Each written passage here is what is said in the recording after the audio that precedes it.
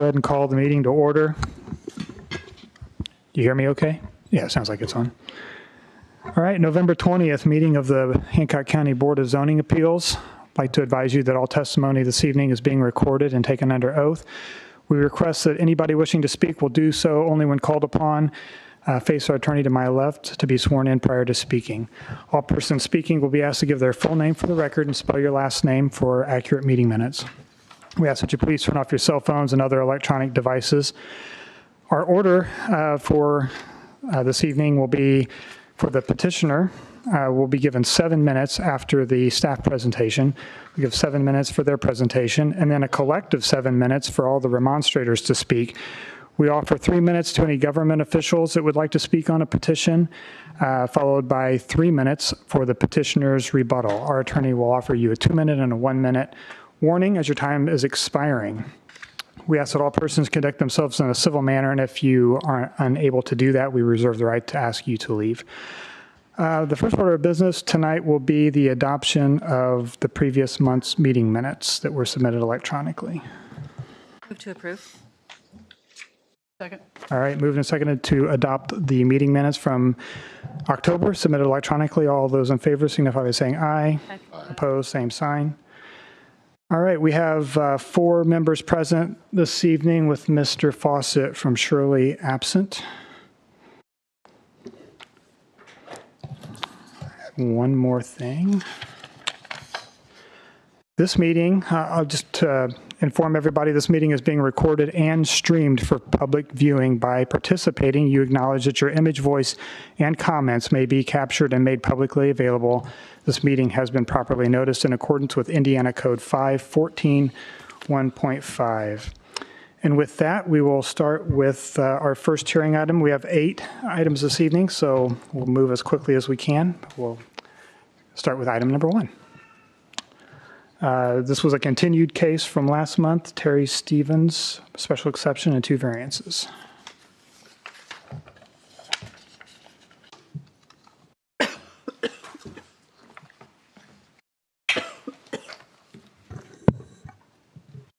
To briefly recap the staff report from last month, the subject property is located at 6241 East 200 South.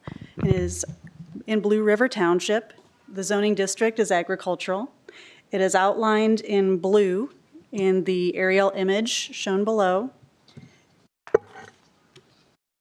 The petitioner, Terry and Heidi Stevens, are requesting a special exception to allow a home occupation and are requesting 2 variances from the home occupation standards. 1, to allow a home occupation in an accessory structure, and 2, to allow a sign on the accessory structure, which is typically not permitted for home occupations.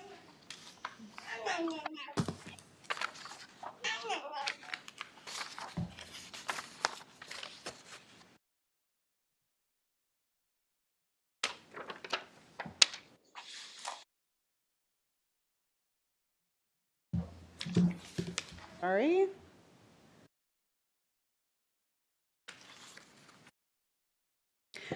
You can see here a site plan of the subject property, the house in its current location, and also where the new barn with the special exception would be located. The existing septic is identified. I would note that a parking area has been noted on this plan behind the barn. However, a gravel area like that would be typical to the establishment of any accessory structure. And given that Mr. and Mrs. Stevens are utilizing this barn also for personal storage, we would expect to see a fair amount of driveway around the structure. They are not close to meeting their maximum lot coverage in any way, and gravel actually wouldn't count toward that anyway.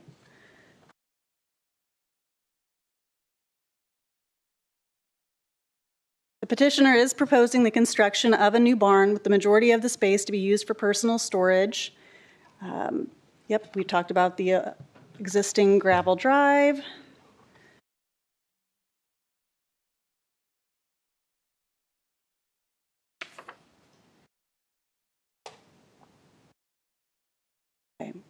Sorry, Maria, your computer's different than mine.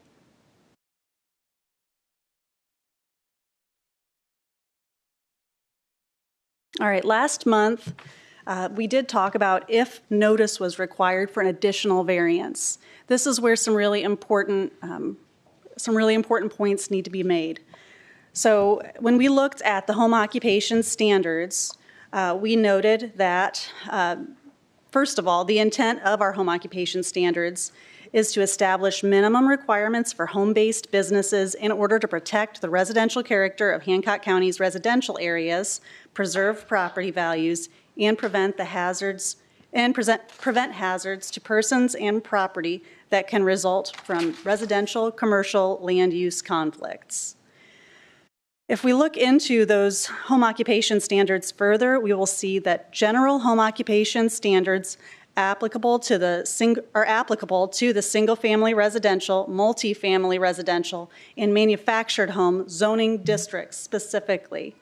Please note that while a home occupation is a special exception in the agricultural district, the additional standards listed under item B in 156.066 are only required standards for that single-family residential, multifamily residential, and manufactured home zoning districts. Ag is specifically not a residential zoning district, so notice for an additional variance was not required when it came to the questions that were about how much face-to-face sale and manufacture, things like that, were occurring on the site. So because it is an ag zone, an additional notice is not required.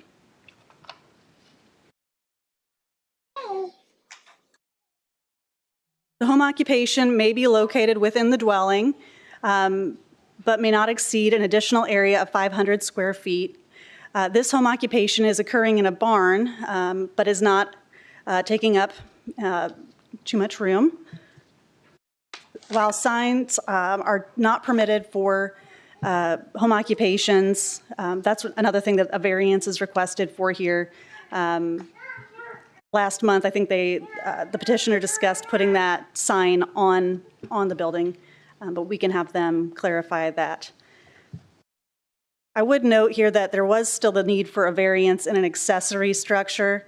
Our definition of a home occupation is an occupation carried on in a dwelling unit by a resident thereof, which is limited in extent and incidental and secondary to the use of the dwelling unit for residential purposes, and therefore does not change its residential character. This very much refers back to the typical hair salon in the breezeway kind of a idea, probably dating back to the 60s, that kind of a thing. I would also note that up to 2015, we included accessory structures in our definition. In 2015, accessory structures were specifically removed. I'm not totally sure why. There wasn't a lot of explanation of that in the minutes. So I did want you guys to know I looked that up and kind of backtracked it a little bit. And we were, in fact, including accessory structures up until that time.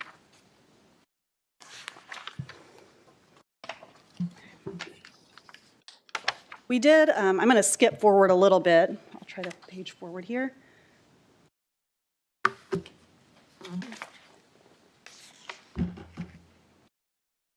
Once again, just to recap here too, this board typically makes decisions relating to home occupations and special exceptions like this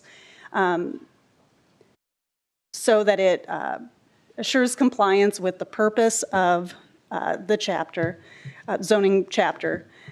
So if there are things to consider that would make the use fit better in the neighborhood, more acceptable, such as topography, natural site features, zoning of the site, and surrounding properties, driveway locations, street access, parking, landscaping, open space, and other site amenities, noise production, hours of business operation.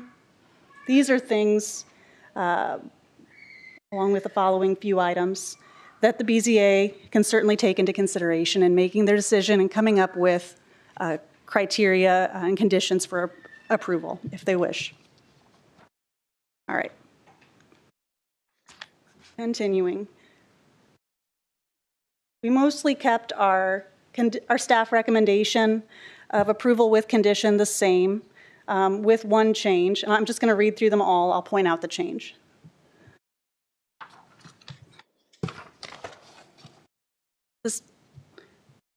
So approval with condition, the petitioner shall seek and obtain annual occupancy permits for the home occupation prior to commencement of the business at this location. The permit shall be sought and obtained within 12 months of the above approval date, or the approval will automatically expire. The special exception shall become null and void if the business ceases to operate for 12 consecutive months or longer. The home occupation shall be open to the public no more than 24 days per calendar year. We did keep that the same. I would like to point out that the BZA is certainly allowed to modify that in a way that is suitable to you guys. So if there are questions or concerns about that, that is up to you to make that decision. On something like this, we do like to work with the petitioner to find a cap of some sort that can be used. But if that's not acceptable to the board, please talk to the petitioner about it when they come up. Okay, this is where the change comes in. Item number 4. The special exception shall run with the petitioner and shall not be transferable to any other owner or entity. Additionally, if the owner of 6239 East 200 South, with whom the petitioner shares a driveway, sells their property, then the special exception shall expire. Once again, this preserves the property values in the area. It attaches this special exception also to the person this use would share a driveway with, which we thought was a really good way to protect the value of the adjacent property as well as Mr. Stevens' property. Number 5, a building permit and/or improvement location permit relating to the special exception must be obtained within 12 months of the above approval date, and the occupancy permit must be obtained within 12 months of approval of the permit, or the special exception will automatically expire. And number 6, the BZA reserves the right to modify or revoke the special exception at a public hearing if it determines that the home occupation constitutes a public nuisance. I would like to touch base on that 24 days a year again. So we could say every Saturday from 8 a.m. to noon, and that would still be more than 24 days a year. It would be 52 days. We could say should be open no more than 7 to 7 on so many given days in a year. We could say by appointment only. We could lower that number of days to a lower number if that's what's acceptable to this board. We could remove a cap altogether. These are all options that the board has. 24 days seemed every other weekend, open one day. I know that they will be more flexible than that given holidays and other things, but that's where this number gave us a starting point. Feel free to adjust. All right, variance criteria, nothing really changed with this. Like we discussed in the other parts of the application, the variances for signage and in the accessory structure location were still required. Okay. Do you want me to go over the conditions, or you've got them in front of you there? I'd like to turn it over to the petitioner. Yeah, none of this changed from last month, I don't think, right? The only thing none of was this on the changed. special exception, and this is the same group that saw it. Yeah, so if you guys are good, we'll. Actually, I think there's a gating issue that we talked about last time that I'm not seeing addressed at all. Can you bring us back to the definition of home occupation as it relates to revenue? Because it's not in this packet, and I think that's missing. We probably need to look at that. Yes, so that is actually under item B, which does not apply in order, it doesn't need a notice. Now, you guys may choose to use some of those additional standards that only apply to home occupations in the residential zoning districts, if you like, but it does not apply to this in such a way that we have to use it for a home occupation in the agricultural zoning district.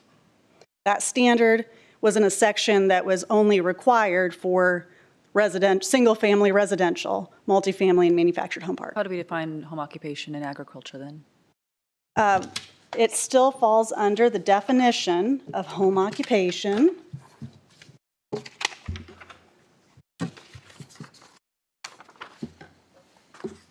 Occupation carried on in a dwelling unit by a resident thereof, which is limited in extent and incidental and secondary to the use of the dwelling unit for residential purposes and therefore does not change its residential character.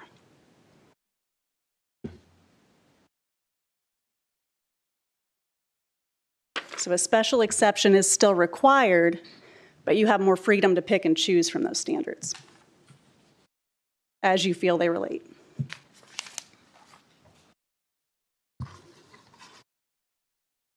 Good. All right. Okay, all set. Petitioner, come up.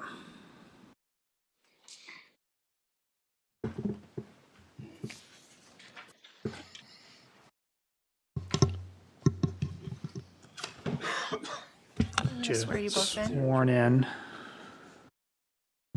Raise your right hands. Do you swear or affirm under the penalty of perjury that the testimony you're about to give is the truth, the whole truth, and nothing but the truth? Please state your names and spell your last name for the record. Harry Stevens, Stephens. 7 minutes. Go right ahead. All right, thank you for your time again this evening. I'm going to start, so we have a PowerPoint today, so I'd like for you to start, if you will, on slide number 2. So this is just an outline. This is an overhead of our property. You can see where you've already seen this before, but you can see where the new barn is going to be in conjunction to our house. The one thing this doesn't show is how long our driveway is to 200 South. It's quite long that you can't see on this, but you'll be able to see it on a picture later on. So approximately 2/3 of the proposed new barn will be used for personal storage. All business operations will be indoors, so we will not be leaving anything outside. It's just going to look like a regular pole barn from the outside. And all parking will have parking located in the back of the barn. On slide 3, this is somewhat what the barn's going to look like. This is the best that I could come up with. It's going to look nicer than this. We will have a concrete porch on the front, and it'll have open cedar trusses on the front as well. On slide number 4, here's some few examples of furniture pieces we finished in the past. One of the reasons why we'd like to have a store is because pictures don't show how solid these pieces are and how heavy they are, and colored sometimes it doesn't show real well in a picture, and the detail, some of the woodworking detail on this is hard to see in a picture. So we'd like a place for people to come out and take a look. On slide 5, these are just some examples of some of the small handmade pieces that we've done in the past. You can see the majority of them seasonal, but that's some of the examples that we'd plan to have in the shop as well. On slide 6, the green dots represent neighbors that we have spoken to and have expressed support for our home occupation. Please note that all the neighbors on 200 South, which is our road, are in support of what we're trying to do. As you can see as well in this picture, our drive is the first drive on the road coming off of 600 East, so potential clients wouldn't make it past any of our neighbors' driveways. We'll be the first one that they would be able to turn into. That one little drive that you see before us, it goes into a field. Also, our driveway is approximately 560 feet, which is significantly longer than the average drive, so there shouldn't be any reason for vehicles to create any type of issue on the road. So if you go to slide number 7, you look at slide number 7, this slide shows signatures of our surrounding neighbors that are in support of our home occupation. This list does include every neighbor that is on our road that we sent a letter out to. Slide number 8, this is kind of what Kayla was talking about earlier. This letter of support is from my closest neighbor, which is my brother, and we completely agree that if one of us were to sell our house, then we would need to start over. But that land's been in the family for as long as I can remember, so I don't see it leaving. So, all right, slide number 9. Sorry, I'm going so fast. My 7 minutes is going to go quick. So, example of potential days and hours of operation. So, this is kind of what we're thinking about. So, you can see several months we are going to be closed. And then we'd like to be open 24 days per year. We're not going to be open every month, and we want to be open on weekends only. We did throw a Friday schedule on there just in case if a Friday-Saturday combination worked better for us, maybe because of our schedule than a Saturday-Sunday combination. Slide 10. This is Black Cat Antiques. We wanted to find an example of a successful home occupation in Hancock County that is very similar to what we're trying to accomplish. Some things we would have in common is they're zoned agricultural. They sell antique furniture and small home decor. They have a sign on the property. They are open on the weekends. Hours of operations are very similar. I spoke with the owner about her process of establishing her home occupation, and she stated that she asked the board to be open on the weekends, and she said that she's usually open around 100 days per year. Black Cat Antiques was recently voted the second best antique store in Hancock County, so we think it's safe to say it's been a positive addition to the county and a destination that county residents enjoy. The owner also stated that she's never had a complaint about her home occupation.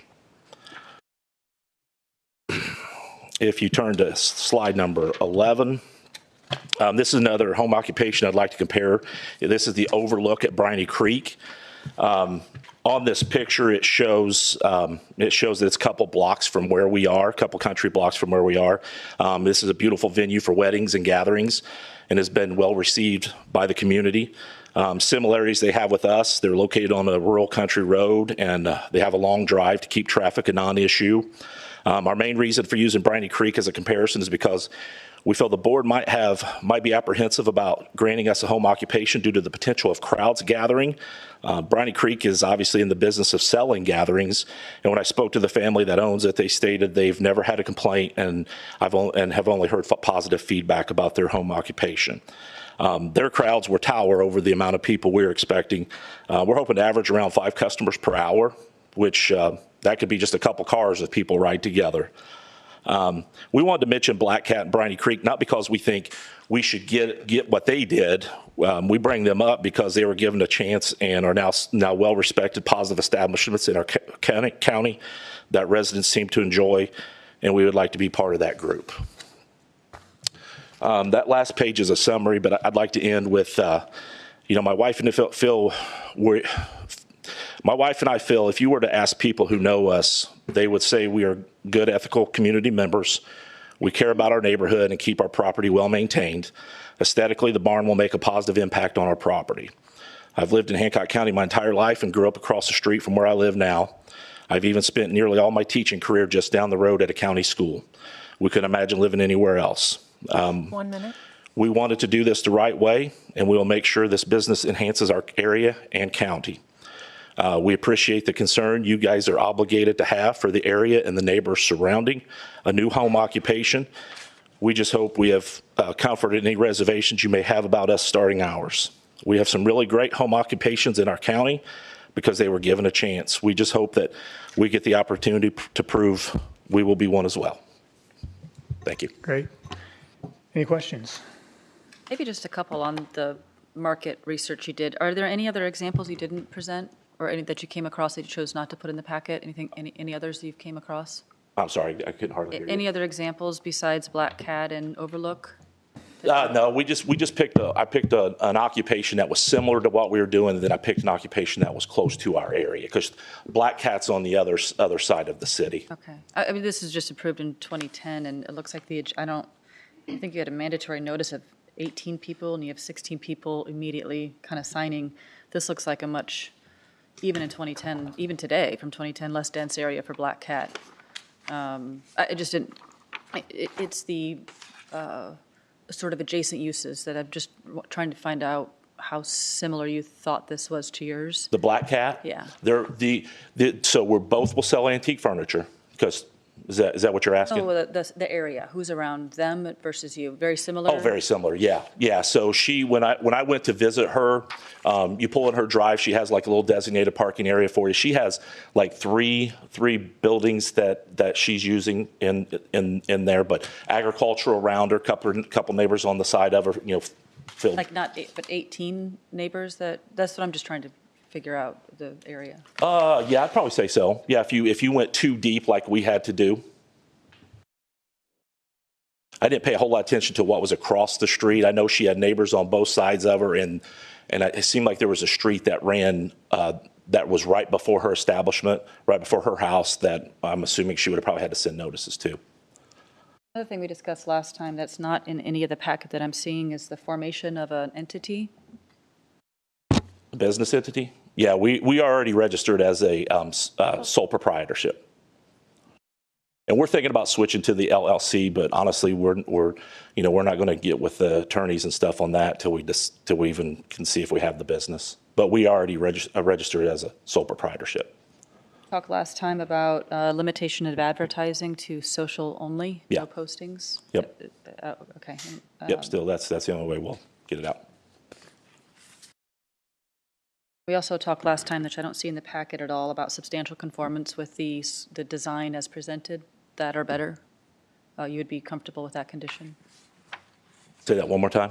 So typically, if we're presented with a rendering, we say that the structure that is constructed needs to be in substantial conformance or better than what is presented. Yeah. Yeah, without a doubt. Without a doubt. Like I said, that was the best I could come up with. Yeah, So build what you show. Yeah. Okay. yeah, like I said, that picture certainly doesn't do it justice. That's just, I used a barn building website to create that. And All right. All of them? Any more questions? All right. Thank you. thank you. Do we have anybody in the audience who wants to speak in opposition? Come on up. Just one?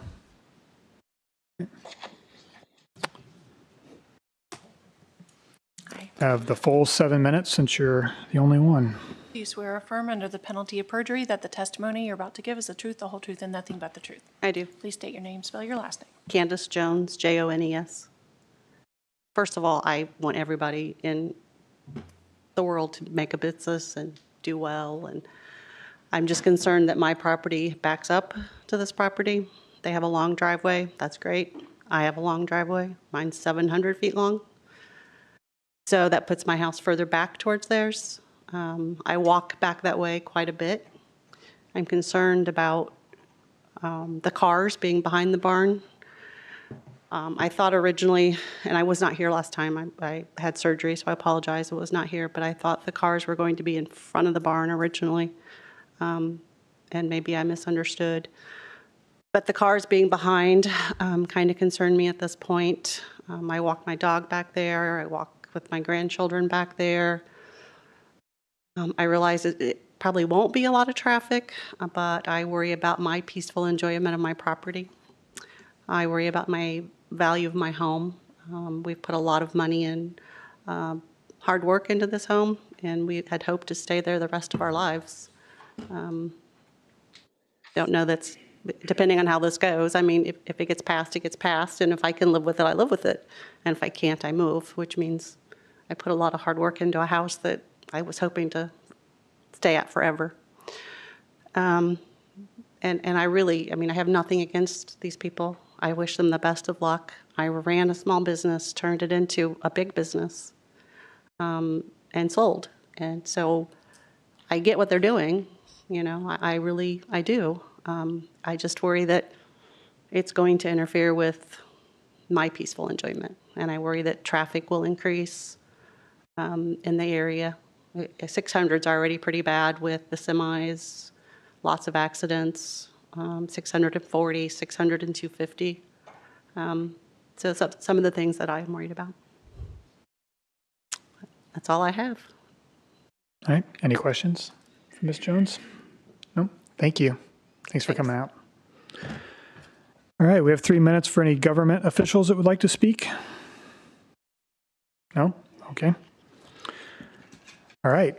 That leaves you, Mr. Stevens, with Mr. and Mrs. Stevens, with 3 minutes of rebuttal time.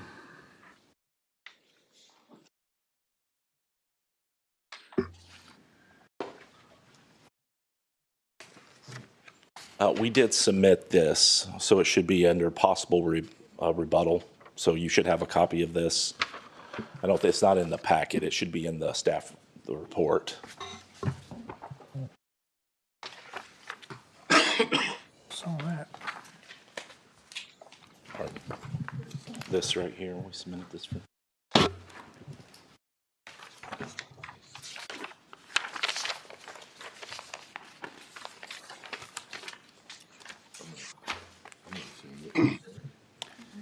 No, I hadn't seen that image yet.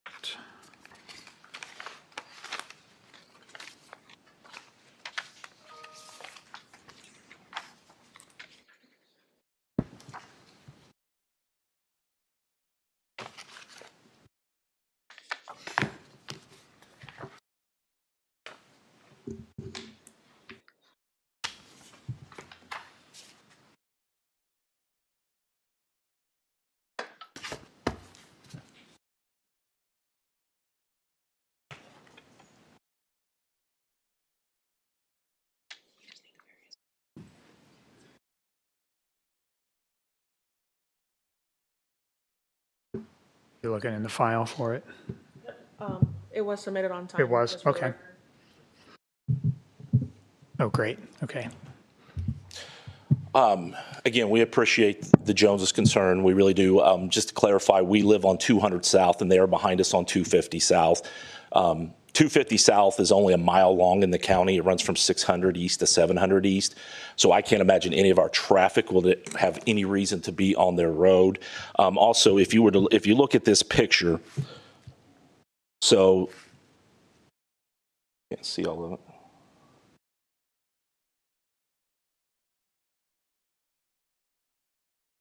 Show there. Yeah, there we go. So this is the distance from the back of their house to about where we're planning on putting the barn, and you can see that natural buffer between the two of us, thick woods. And I own about 10 to 12 feet in that woods. So, we've got a pretty good buffer between us. Again, I've lived there for 25 years. I've never seen them back there. I'm not saying that they don't go back there, but because of the woods, I never see them. So, I'm not sure where any of our issues going to come with people coming to our residence and looking onto their property. That barn that's existing there, that's the neighbor's barn, right? That you'll be next to? Yeah, that's Okay. my brother's barn. So ours would be pretty close to where that is. The yellow dot is about where we're Yeah, going so then your parking that's in your rear parking will be similar. Yeah, it won't go as deep as my brother's. Right there, it won't go that deep because his barn's running this way and ours will be running the other, perpendicular to his. Okay. All right. Anything else? Any questions? No? All right, thank you. Thank you. All right, any discussion here on conditions or just general discussion?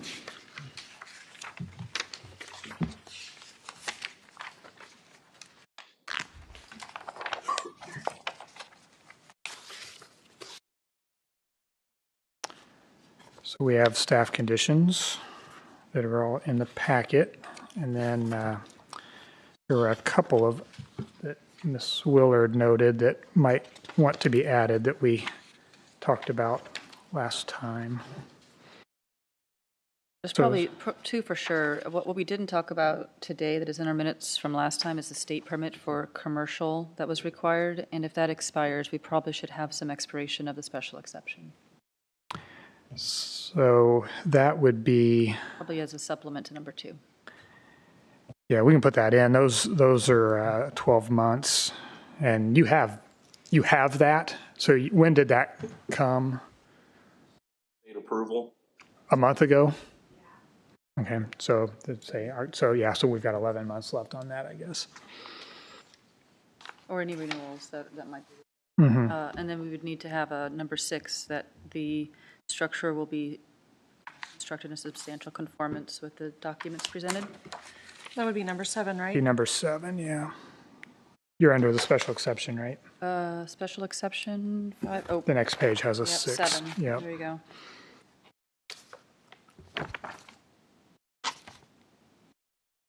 Could you repeat that one more time? The structure shall be constructed in substantial conformance with the documents presented. Okay. Last time we discussed limits of days. And staff recommended that we have that discussion, so I would defer to. Yeah, they provided this template for a typical operating schedule, which pretty much aligned with the way I understood the discussion last month. Long weekends, kind of hovering around holidays. So this made sense to me. I don't know that we need to lock into that, but it sounds like that's their business model. So I was comfortable with this. We can make a condition that it be in conformance to that template if you'd like. Just last time we had said not Monday through Thursday, and somehow we have 4 days, September, October, November, December. Did I? Yeah, I just assume long weekends. It says weekends only.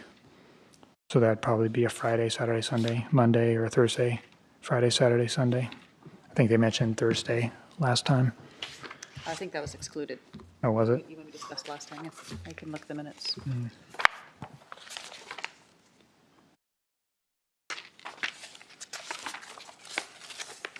You come back up here, please. I apologize. We'll talk about this schedule. With the 4 days, Yeah. what days would those be? So yeah, those would not be consecutive. So it would be Okay. like a Saturday, Sunday, one weekend, then a couple weekends later, it'd be another Saturday, Sunday, or a Friday, Saturday. So it would not be 4 consecutive days in a row. So your longest consecutive would be 3? Yeah, if even that, probably 2. But again, it's just one of those, if we want to do a Friday, Saturday, Sunday, but it'll probably be a combination of either Friday, a Saturday, or a Saturday, Sunday. But Okay. it won't be, no, those are the total number of days in the month, Okay. not consecutive. So we could say, so if we named a date, Friday, Saturday, Sunday would be the days, if we named a date, days? I'd say Saturday, Sunday. Saturday, Sunday. Saturday, Sunday, yeah. Okay. Right, good. All right, I think we're good. Thanks. Okay, thank you. Yeah. And the other thing we talked about that I don't see anywhere is about the online advertising only, no signage posted. Yeah, he was good with that. We could add that if you'd like. Probably is number 8. Therefore, you don't need the variance for the signage, right? I waived it last time, but we should inquire.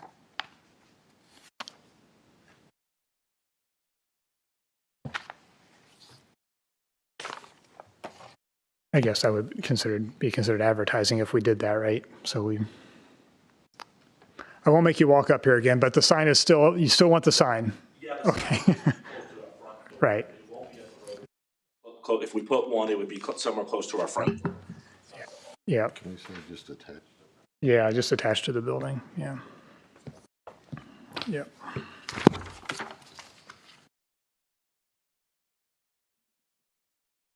You want to make a condition in variance number 2? I know it says number 1, but it's the one on the last page.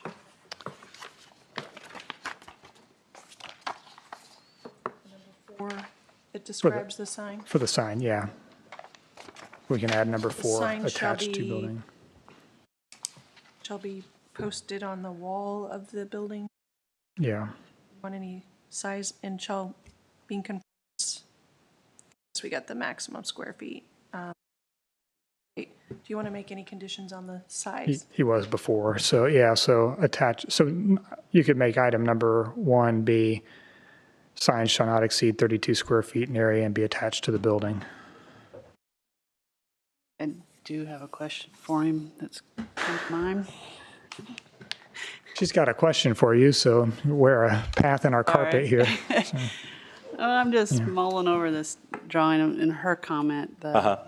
So you've got the barn up closer to the house and you got all your parking in the back. Why is it that you stationed it like that? Why not put the barn in a little further back and have your parking in front where you're going to have your doors to enter the? Yeah, that's a good question. So the parking that you see in the back, and Caleb mentioned this, I'm going to have that anyway because I'm going to have bay doors on the back to like get my lawnmower and tractors and stuff in. So there's going to be gravel back there anyway. Honestly, the reason why we said it because we thought it would be better for the board to keep the cars out of sight. Oh, well, so that's why we decided that it'd be best for them to park. But we will have gravel in the front as well. So would you be opposed to shifting that barn back a little bit so your main parking would be in front? Because that seems to be the Joneses' concern. Everybody parking in back and out of sight. Understandable. Somebody wandering behind the building. We definitely can adjust that. Absolutely. Yeah, because we still got plenty of room to move back. Well, you could just say park in the front, right? Yeah. Because there'll be plenty of room. Shift the building back so your main parking is in make any front major of the building. You changes. can still have gravel in back for your mowers and so you're not muddying up your back. Yeah. But I think that might appease neighbors so they're not sight out of mind. Yeah, And yeah, also we can- easier for you to keep an eye on. it. Absolutely. We can, like I said, our driveway in the front is exceptionally long, so we've got plenty of room in the front as well. I don't think you're going to have the clientele that's going to go wandering around anyway. No. but Still, somebody could be behind the building and fall and you wouldn't know it. Yep, that's true. Okay, so parking in the front, number 8. All right. That's 9, That's number 9. 8 was the advertising. advertising. Online advertising only. I have a question about number 3.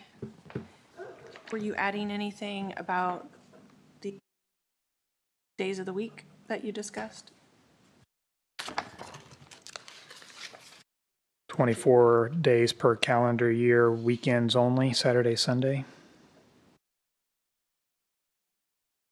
And then, Probably in substantial conformance with the limited proposed hours of operation as presented. okay, which is different though than Saturday, Sunday, because they have Friday, Saturday, Sunday listed in their packet. I think page 9. Does 9 have that? I'm looking at their, page 9. Say that if you only Oh, want it Saturday, does. Sunday.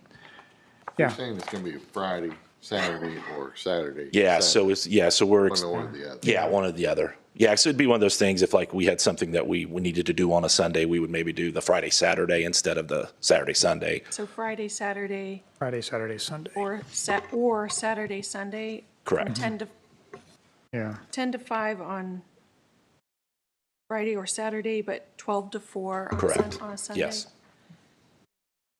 Then was there anything else, Lacey, that you wanted on about his business entity or his, I'm sorry, commercial permit? That was amendment to number 2. That special exception shall be called null and void. Business ceases to operate for 12 months consecutive longer, or the state permits for commercial operation expire. Okay, thank you.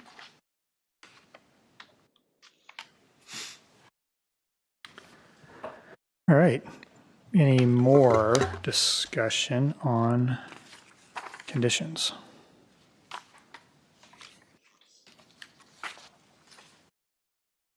All good? All right, thank you. All right, so we have, we can deal with the special exception. So we currently are considering conditions 1 through 9 as presented by the staff, with item 2 being amended to include or the state commercial operation approvals expire. Item 3 being amended to say 24 days per calendar year, Friday, Saturday, or Saturday, Sunday. Adding item 7 that the, And we're adding the times, Fridays or Saturdays, 10 to 5, Saturdays, 12 to 4. okay. It's Sunday for 12. Okay. Saturdays, so it'd be Friday, Saturday, 10 to 5 on both of those days. Or if they decide to do Saturday, Sunday, it would be Saturday 10 to 5, Sunday 12 to 4. Okay. I think now we are in substantial compliance with, as presented on page 9. Okay. And then item 7 was that the building be in substantial conformance with what was presented this evening. Item 8 was the advertising to be online only with the exception of any signage on site approved by variance. And then item 9 be that customer parking be in the front of the building. So those go with the special exception. The variance for the home occupation to be located on the outside of the primary dwelling, we didn't have any changes to the staff conditions 1 through 4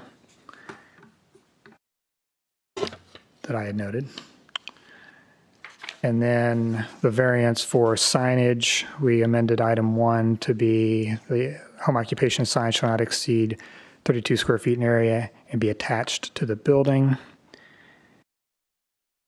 That was the only change there. So if that looks good to everybody, we can entertain a motion. I don't know if we need a motion for each group, or we could do a motion to attach them to the applicable special exceptions and applicable variances as read. What do you all think? Second? Oh, I didn't move it. I Gonna say, just, did you-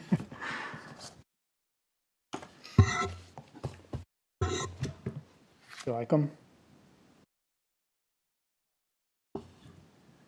More discussion?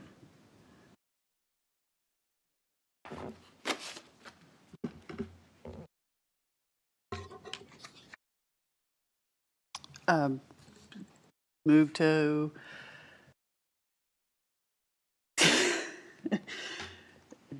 attach the recommended conditions for the variance and special exceptions As read. as read. Okay. All right. We have a second. All right.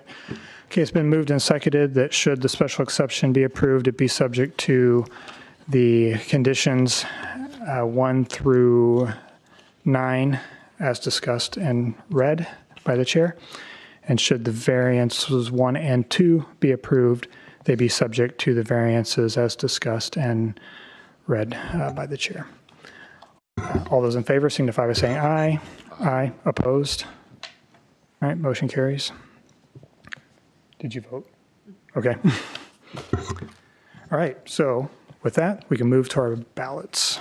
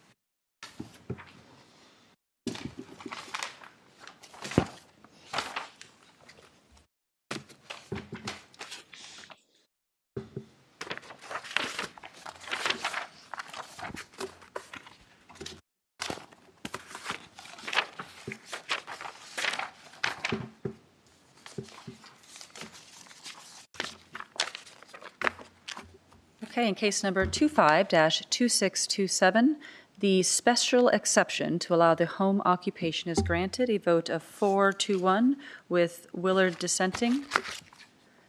Three. 3-1, thank you. For case number 25-2627 and variance number 1 to allow signage on the accessory structure. I'll do the signage first. 3-1 granted with Willard dissenting.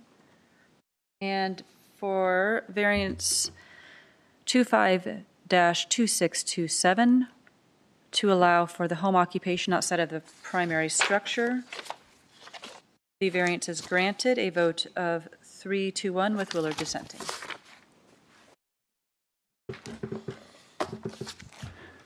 Okay, thank you. Thanks for hanging with us. Get with Maria or Kayla on your next steps for your permitting, please. Okay, moving on quickly. Item number 2, a special exception and variance for an accessory dwelling unit.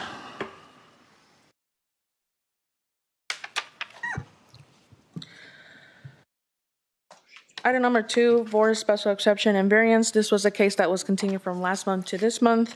The petitioner, Jeff and Kathleen, are requesting a special exception to a ADU and a variance to have that ADU be in a detached structure.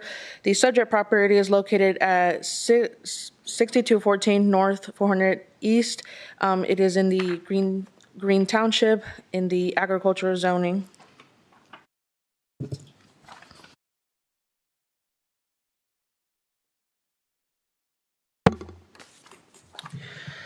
So this is a site plan that the petitioner provided showing the front section of the parcel, showing what is on the front end of the property with the dwelling unit and some other accessory structures, as also the drive and the septic field.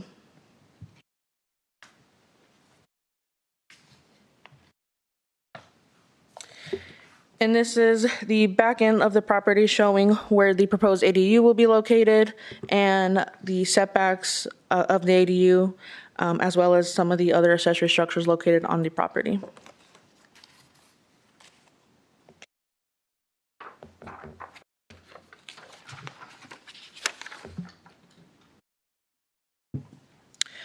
So in our accessory use and structure standards, it states that accessory dwelling units can be in an attached part of the primary structure or located above a detached garage, and it cannot exceed 850 square feet in living area. Therefore, they're requiring that variance since the ADU will be located in a detached structure. And in our land use chart, it shows that a accessory dwelling unit is a special exception, therefore they're requesting that tonight.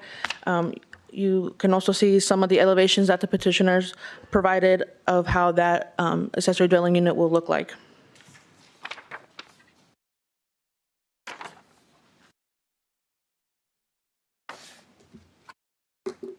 We did receive a letter of support that should be located in your packet. We did not receive any letter of remonstrance, but we did receive a call from a neighboring property wanting to address some of her concerns about drainage.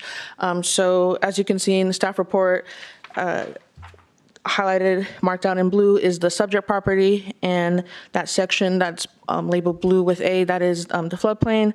Her concerns were about the impact this might have on the drainage.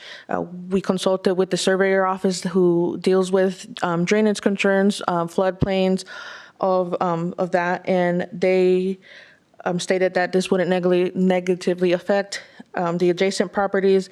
Furthermore, once they apply for the permit, this would be under review through the surveyor office to review drainage being in compliance with their standards and drained properly.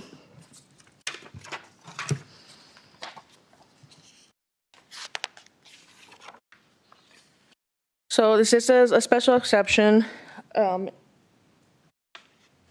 Staff is recommending approval with the following conditions. These are from your typical conditions, also taken from a previous ADU that was approved last month. Some other conditions due to the fact that they're requesting similar of having this ADU more of a longer term.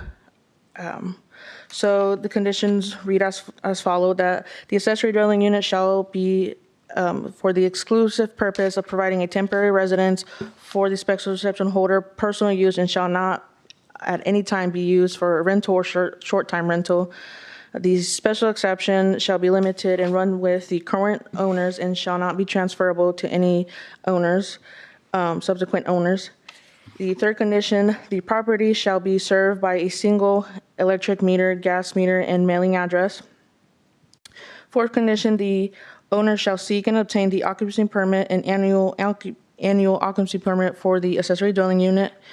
The fifth, the BZA reserves the right to revoke the special exception at a public hearing if the accessory dwelling unit is demonstrated a constitute of a public nuisance.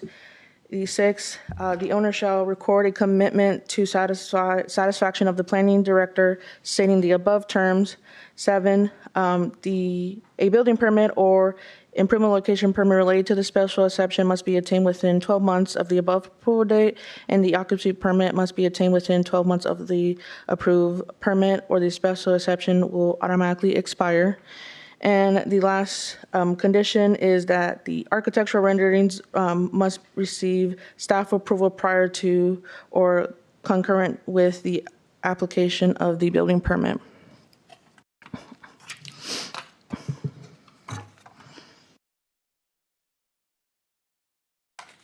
They also have a variance with this request to allow the accessory dwelling unit in the accessory structure.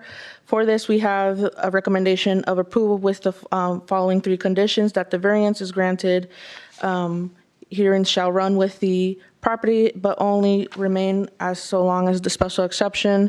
The second condition, that the BZA reserves the right to modify or revoke the variance at a public hearing if it determines that the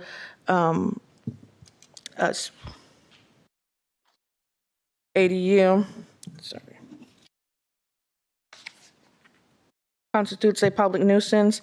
And then the third, that a building permit and or approval location permit to the variant related to the variance must be attained 12 months of the approval date, and an occupancy permit must be attained within 12 months of the approval of the permit, or the variance will be automatically expired. Are there any questions?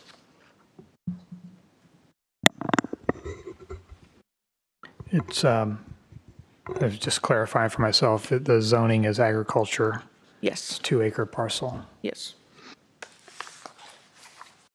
And the construction location of the proposed ADU would be by the existing home, single-family unit? I'm sorry?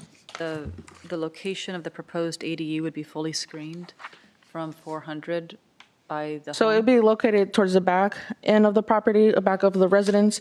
And then there also show on the site plan some landscaping as well around it, so it would be screened. All right, any more questions? If there are not any more questions, I'll turn it over to the petitioner. Petitioner, yep. Petitioner here. All right.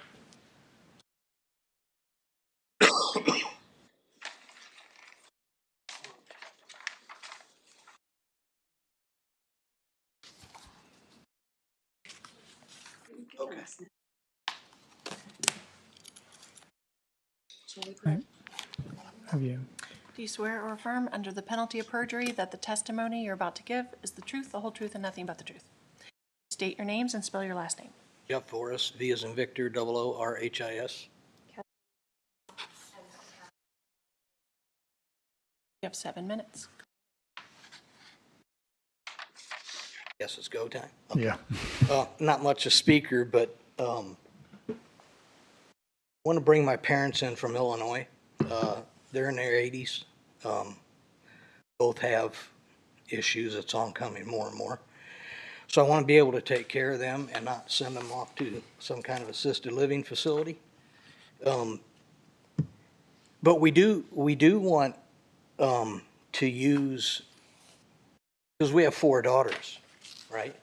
So we would like them, we would not like to tear something down that we put there permanently, right? So we would like to be able to use that in the future in case one of the daughters run into trouble.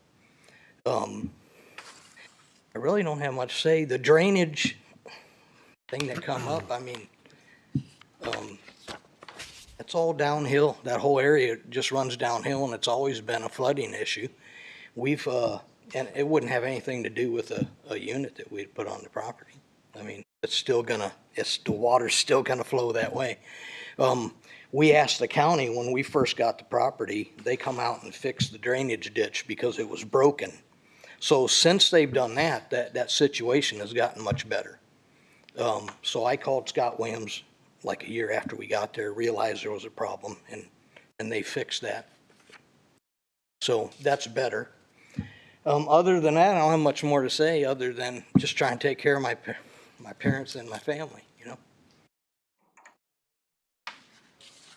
Be probably good to show the staff recommendation conditions, just to make sure you're okay with those. But there's some here I guess we can look at. Any objections? Well, I'm not, the word temporary keeps coming up, and I don't want the building to be temporary if we have to put it on a permanent foundation. So,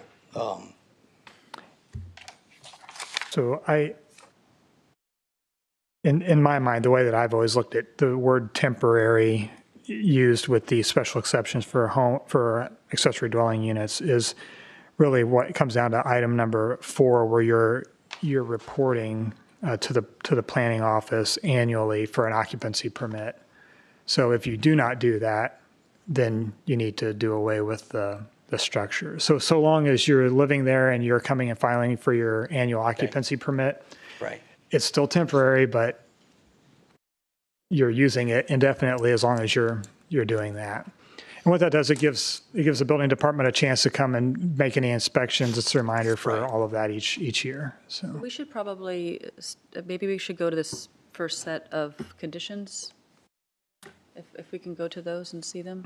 the special exception conditions. Yeah, because that's one instance where a permit might not be granted. There might be, if you take a look at number 5, if there is another public hearing where there's a demonstration of public nuisance, that might be a reason that the structure would need to be removed. That would have to be at a public hearing. Well, I just saw at one point where it said if we ever sold the house, then it would have, I mean, basically saying it has to be gone, right? I mean, so if you go through the expense of putting the property back there, I mean, you know, for us, it has to be, we're not rich people, you know? So when we put the structure back there for my parents' daughters stay in it, I mean, the expense of tearing out a temporary structure. I'm reading it as temporary structure, and maybe I've got misinterpreting that whole thing. But I would rather not tear it out. I'd rather leave it there. I'd rather, you know, be able for my daughters to come into town, for family and friends to come in town, not stay in a hotel, stay there. So that's the way I see the whole thing, and I don't know if I'm right or wrong, but.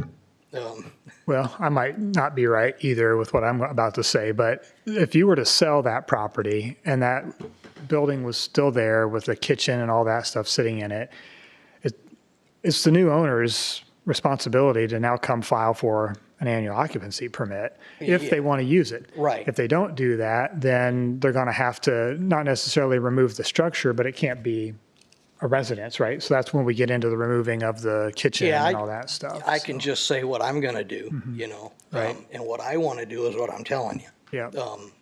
I can't speak for anybody that may buy the home in the future, but yeah, if they have to do that, they should do that. Yeah, well, I was interpreting your concern that you were Right. going to have to tear it out if you were to Right. move. Yeah. And- Yeah, and I don't, you could sell it with it there, but you would need to let the new owner know that Sure. this thing has Okay. to be dealt with. Okay, so, I understand yeah. that, yeah. Should probably put a caveat to that, is that it might be, these things are handled during a purchase and sale. It might be before the property transacts, discussions between the parties, the buyer and the seller, about how to handle that. Sometimes it's a contingent approval before us in order for that to transfer. So it's not just the buyers on their shoulders. Just so you're familiar with some of the procedural matters Right. that you're concerned with. Okay. And the only other thing, are you intending to charge anybody rent, your daughters? No. Or? No, okay, great. I mean, Okay. Maybe as a learning lesson for a daughter, when they didn't pay their rent, we might say, hey, you have to pay so much. But when they get their own apartment, they'll get all that back. It's never intended for gain of any sort. It might be a teaching lesson, but it won't be for gain at all. It'll go back to whatever they put into their apartment when they get one. We just don't have the ability to change number 2 because a special exception by definition Right. runs with the current ownership. But there's always opportunity to reapply Okay. through a contingency of contract if needed. So Okay. I think we've covered, I just want to make sure we are Yeah, clear I in mean, the that's the only record that- concern I have is Overpromise. the word temporary. I mean, that's what it means. I'm not quite sure, but whatever you guys think I got to do is. All right. All right, any more questions? Have you done the research yet to know whether you have the power and/or gas available to handle your facility? I have right now because we built that new garage behind the house. I'm having all that redone right now, so there's going to be a pedestal in place, and we are going to be able to put 200 amp back. Okay. So yeah, 9-star, and my electrician's doing all that right now. Okay. So regardless of whether or not we get the ADU, we still need to power the barn. So Okay. All right, any more questions? All right, thank you for your time. yep. Yep. Do we have anybody here that wants to speak in opposition to this special exception and variance? All right, any government officials that would like to speak? No? I assume you'll waive your rebuttal time since you've got nothing to rebut, so. You're welcome to rebut Mr. Rubel if you want, but. I would like to mention thanks to staff for being very agile and picking up some of the conditions from last time. Much appreciated. Yep. You ready? I am, yes. Good to the special exception and variance receive approval. All staff recommendations from both the special exception and the variance will carry. I'm not making any amendments. Again, All right, it's been moved and seconded that should the special exception and variance be approved, they be subject to the staff conditions unamended. All those in favor signify by saying aye. Aye. Opposed, same sign. Motion carries. You can move to your ballots now.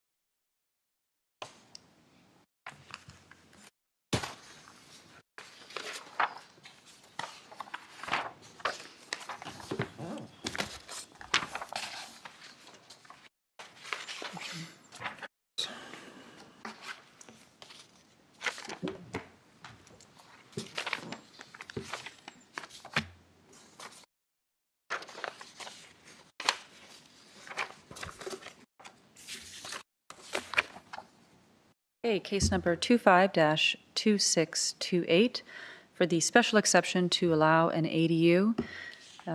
It is granted, a vote of 4-0. All right. For 25-2628, for the variance to allow an ADU to be detached, the variance is granted, a vote of 4-0. Okay. All right. I just encourage you to make a note in your calendar each year to don't forget that occupancy permit each year with Mr. Dennis. Thank you very much. All right. Thank you. Item number 3. Looks like Nicholas Stoltz. We have an accessory dwelling unit. Seems to be a hot ticket. Kind of exposing our needs, right? Our zoning ordinances.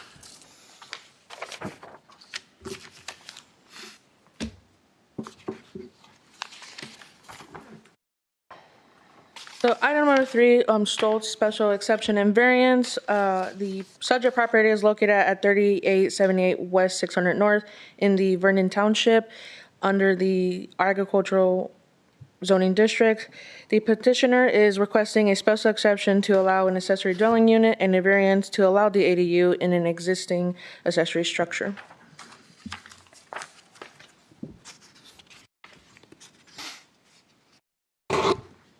So the petitioner provided some elevations of how the current accessory structure would be modified in order to convert it into the accessory dwelling unit. So this is the front elevation of the existing garage and how he proposed to modify that.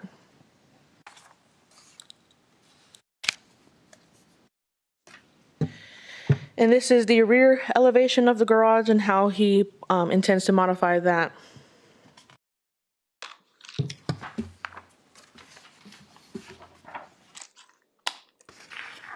So once again, to briefly go over our accessory use and structure standards, in the ag zoning, this is a special exception. And due to the fact that this is in a detached accessory structure, it requires the variance under our accessory use and structure standards. In this section of the staff report, it shows on the 2 sides of the garage how he intends to modify on one side, and the other one, he plans to add no changes on that.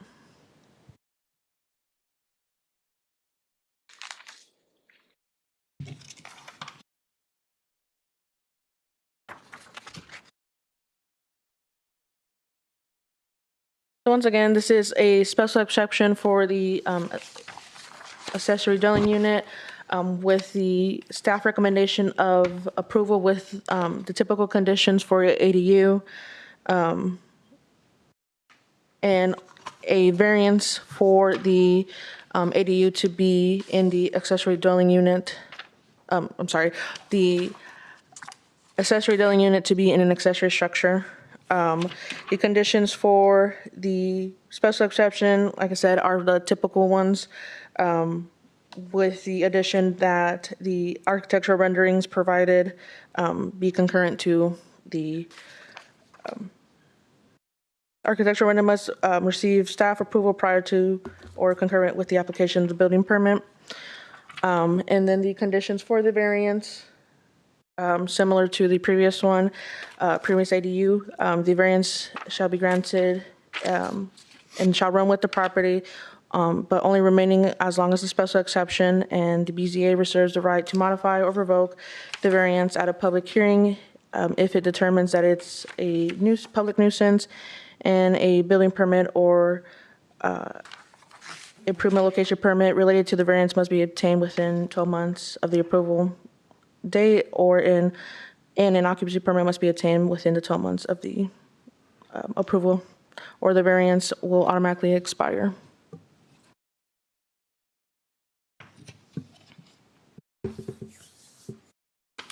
Any questions? The only question procedurally I have is that usually with the special exception, we have attached the notice addresses. Was there notice that occurred with this? Yeah, the notice was done.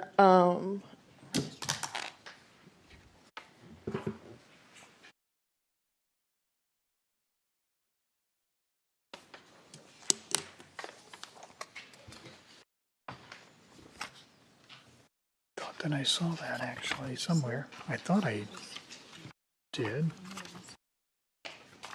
But it's not here, so. Yeah.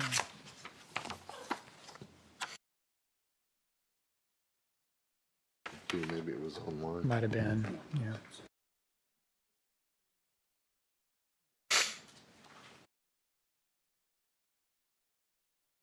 So, yeah. And Maria, the square footage of this garage is well under the limit. We don't have a square footage issue with the garage, right? It's well under the limit, okay. On coverage?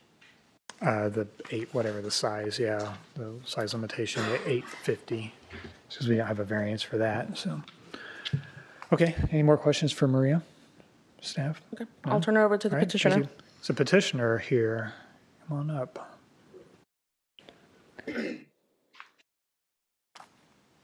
Do you swear or affirm under the penalty of perjury that the testimony you're about to give is the truth, the whole truth, and nothing but the truth? Please state your name and spell your last name. Nicholas Stoltz, Stultz. Okay, you have 7 minutes. Go ahead. Hello. I don't have a lot. I'm just wanting to put sorry, a horrible public speaker. Just wanting to put in an accessory dwelling for my parents. They're both in their 70s. Dad doesn't get around very well, so hoping to help mom out with that. We don't use the garage for a lot. We don't park in there or anything, so it's a good unit to transform into this. So, questions for me? The garage is 24 by 28, by the way. It's 600 square feet. Okay. So if that helps. We should just take a quick look at the exception, or the conditions, to make sure you're okay with them. Probably Okay. the special exception. A quick look. The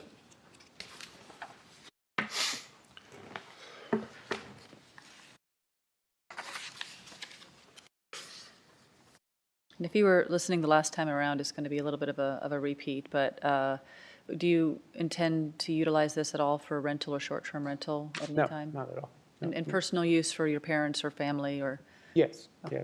We're truly, when my parents are done, it'll be put back into a garage. So, Okay. And any objections to constructing it with substantial conformance to the architectural drawings that were presented? Oh, no, It'll it'll look- be, yeah. yeah, siding will all match. I have extra siding already in the shed and everything. So everything will match, front door, everything, patio door will all be brand new. Have an electrician already quoted it out, have a plumber that's already quoted it out. Talked with the septic, I forget which division that is here, but he said 1 bedroom wasn't an issue. He just wanted to see it before we closed it up, so that'd be fine. No issues there, so. And I don't have any issues with these, this is fine, so. Hopefully get the building permit tomorrow, hopefully, but Okay. And you're okay doing an annual occupancy permit? Yeah. Good, all right, yeah, thank you. that's perfectly fine. All right, any more questions for the petitioner? No? All right, thank you. Thank you. Mr. Packett. Anybody want to speak in opposition to this variance special exception? Any government officials? I assume you'll waive your rebuttal. Nothing to rebut? Got it, okay. Any Motion? discussion? Yep. Should the special exception variance receive approval, all conditions as recommended by staff will attach with no amendments. All right, it's been moved and seconded that should the special exception and variance be approved, they be subject to the staff conditions as presented this evening, unamended. All those in favor signify by saying aye. Aye. Opposed, same sign. Motion carries. And fill out your ballots.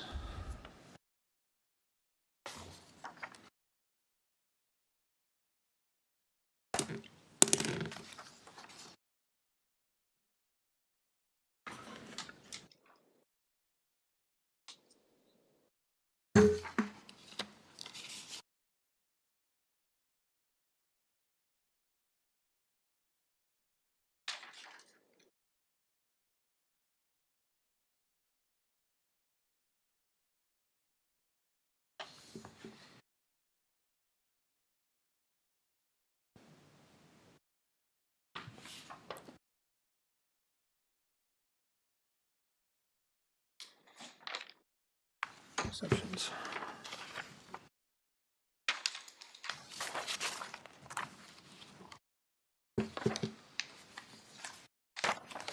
Variances. Special exception. Variance.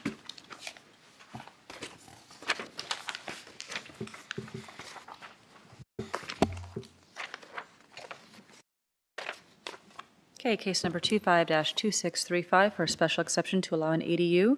The special exception is granted, a vote of 4-0. Case number 25-2635, a variance to allow a detached ADU. The variance is granted, a vote of 4-0. All right, thank you for your time. Make sure you mark your calendar for those home occupancy, or those ADU permits, occupancy permits.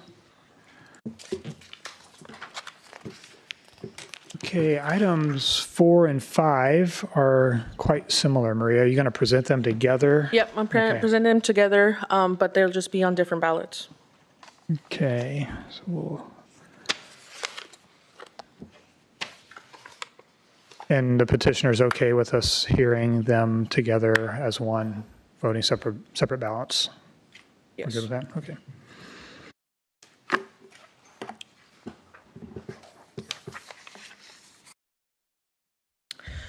Item number 4. 4 and 5, East Development, sorry, go ahead.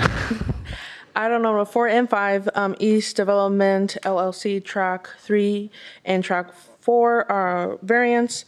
The petitioner, East Development, is requesting two variances for the reduction of road frontage.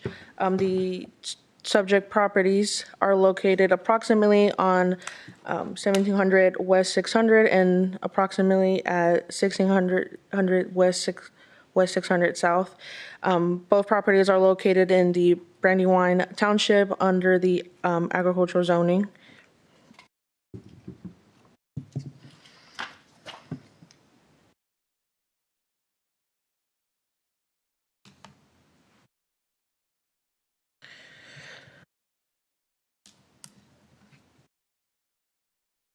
To briefly go over the history of this, this was previously heard at the Board of Zoning Appeals in August of 2024. They received an approval with conditions for one variance for both tracts of land to reduce the required 25 feet to 125 feet of road frontage to 0 for both parcels that exceed the 10 acres in size. The approval came with some conditions that a certification should be in your packet for your reference. The petition was one variance for both tracks, but due to the fact that they didn't meet the condition of getting a building permit in the set timeframe in the condition of approvals, it was expired. So therefore, they're here again requesting that. But instead of just one variance, it's two variances, one for each tract of land.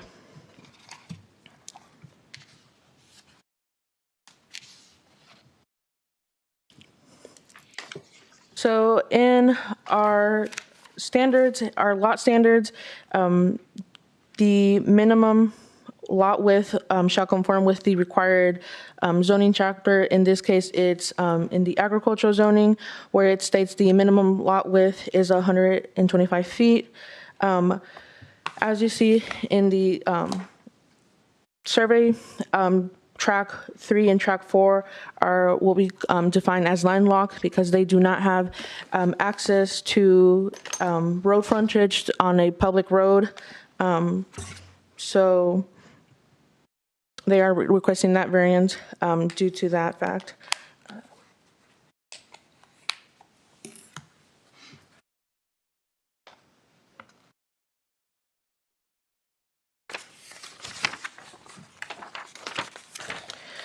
We also note that the recording of the split doesn't automatically make them buildable lots.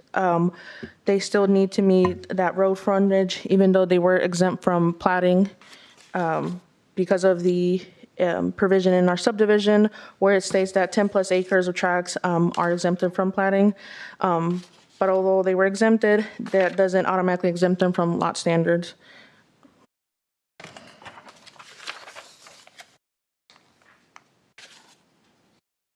Also in your packet, you should find a statement of intent from the petitioner in which they state that the subject properties of the petition, they are wanting to build a new home for himself and his son, so their families could reside in close proximity in larger pieces of property.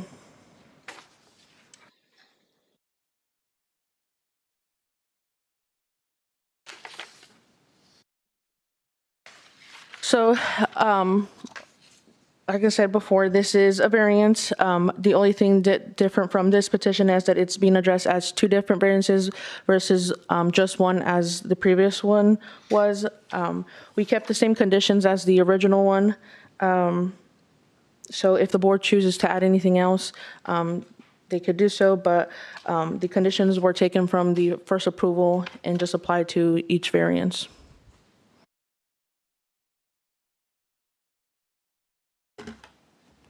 Are there any questions? I did have a question. Apologize, I should have asked this sooner. So item number 4, I think, is where some of the confusion stemmed from, is the driveway permit for the shared driveway. What is the status of that? They have that, right? They have the driveway permit. You can ask them when they come up. I'm sure they know, but Can you repeat that one more time? they're shaking their heads, yes. But the driveway permit is in hand, so. Okay. So how does that affect if this variance is approved with that condition? It's just satisfied at that point? Okay. All right. Any more questions? Okay. I'll turn it over to the All right, petitioner. thank you. Petitioner?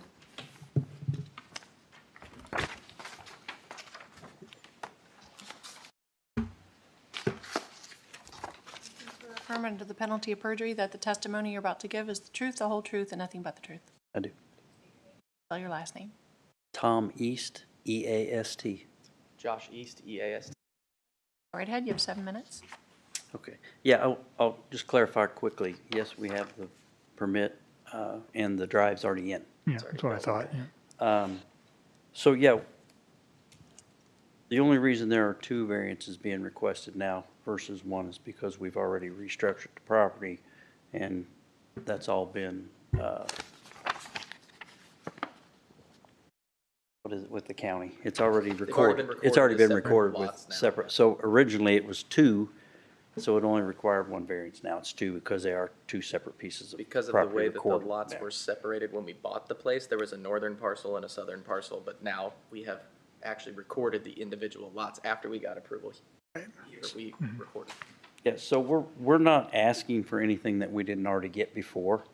As you guys probably know, it takes time to get things done, and took a little more time to get a road or a drive built and drainage in, and we even have gas in there now. So we met all of the conditions set forth before, other than applying for this building permit. So now we have, we obviously, it's hard to sell property to somebody who wants to build a house if they don't know if they can build a house on it. So we've got buyers, they're ready. We told them we would come reapply for the variance. We need to get this variance so that we move forward with that and get those 2 closed.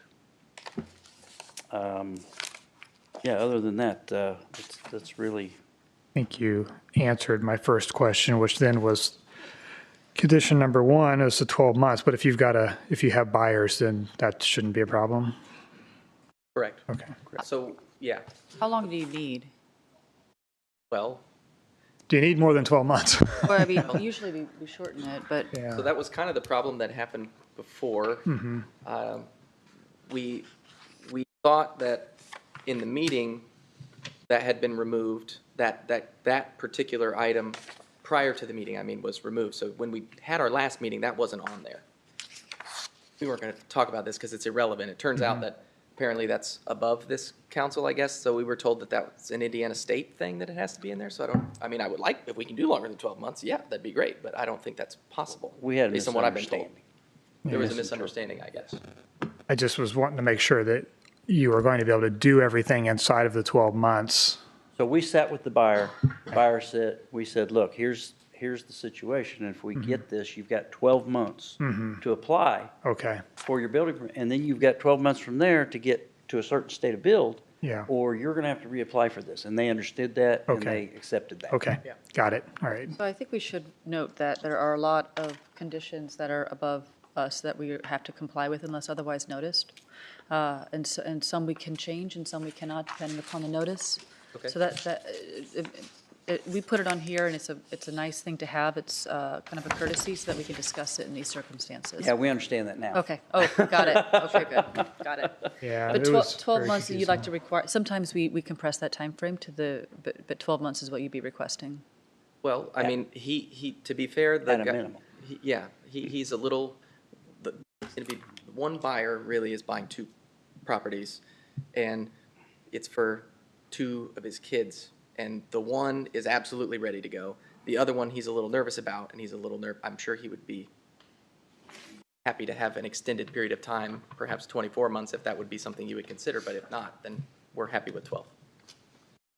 Don't think we can extend it. No, without notice? Yeah, not without Perfect. notice. That's Yeah, fine. we make 12 it is great. worse, yeah. 12 is perfect, that's exactly what we Just don't go lower, that's usually what I would do. Yeah. We can't make, You're yeah. gonna have to answer that one. It was About- noticed as 12 months, right? Yeah. Was in the notice?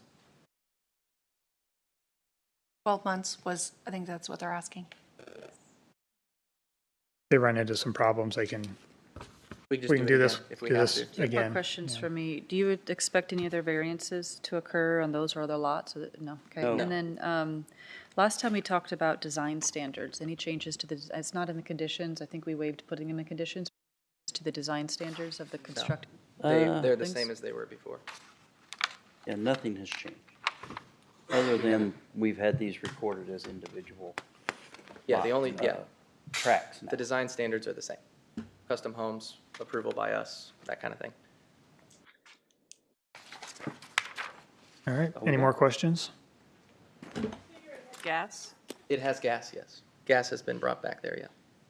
LP, No, No, Natural. Fountain Town no, gas. Fountain Town Gas Gas has is there. brought gas back there, yeah. never mind. Sandy's like, I didn't do I it. didn't do it. That's why. Wrong gas Yeah, company. Wrong gas company. You Yeah. work for she's the gas company. We're not hooked up to it? Oh, No. we were supposed to call somebody? All right.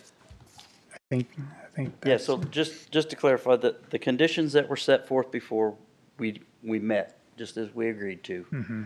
And we just, there was a little confusion on the 12-month thing, so that's why we're back. there was, yeah. Confused me when I saw it again too, so don't feel bad. So, Okay. all right, we're all good now, I think, so. All right, any other questions? No? All right. Thank you. Yeah. Do we have anybody who wants to speak in opposition of these two variances? Bill's over there like, yes, I want to. So.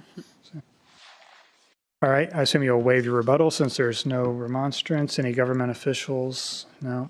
All right, any discussion on How about I'll make a motion? conditions? Okay. Should this variance on items number 4 or 5 be granted, all staff conditions as drafted will attach. I'll second that. All right, been moved and seconded that should these two variances for Track 3, Track 4 of East Development be approved, they be subject to the staff conditions 1 through 5 as submitted. All those in favor signify by saying aye. Aye. Opposed, same sign. Motion carries. Fill out your ballots. You should have a ballot for each parcel.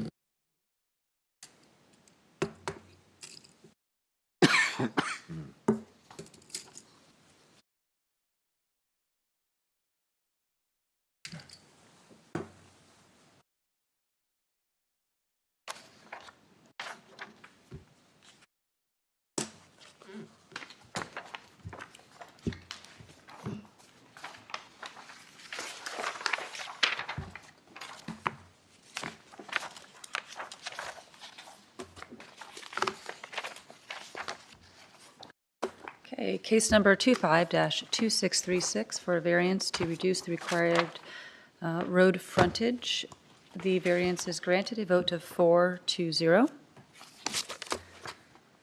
And in case number 25-2637, for a variance to reduce the required road frontage, the variance is approved, a vote of 4-0. All right, thank you, guys.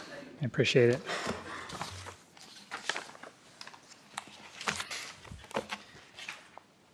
All right, that leapfrogs us to item number 6, special exception for animal stable.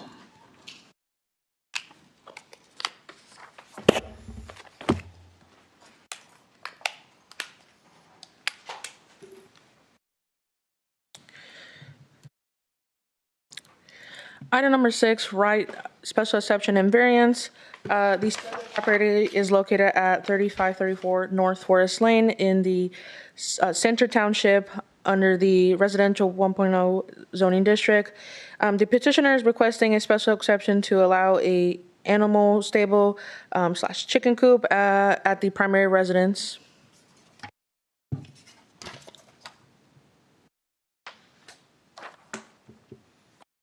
So in your package, you should find the site plan that the petitioner provided. So the petitioner is proposing the construction of a new chicken coop that would be 8 by 14 towards the backyard of the residence. This would allow the petitioner to have 10 chickens to obtain eggs and natural fertilizer for their garden. They are raising chickens for educational purposes for their daughter that has interest in showing chickens at the state fair and other poultry shows.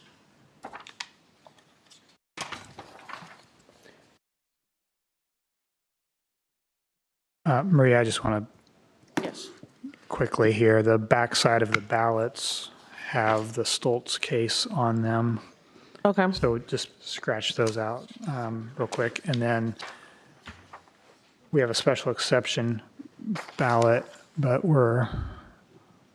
we don't have a, that's all we need is a special exception. There's no variance, right? I thought I heard you say variance. Okay. So we're good with just this ballot. Yep, yeah. All right, so just a special exception. Okay, sorry. Yep.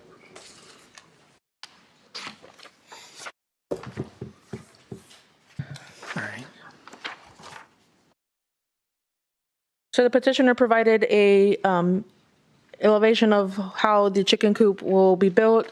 And in our definitions, animal stables is defined that the use of any structure with stalls or compartments in or land where animals, excluding dogs and cats, are sheltered.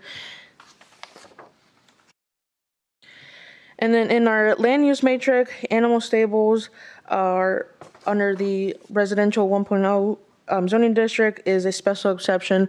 Therefore, they are requesting that tonight.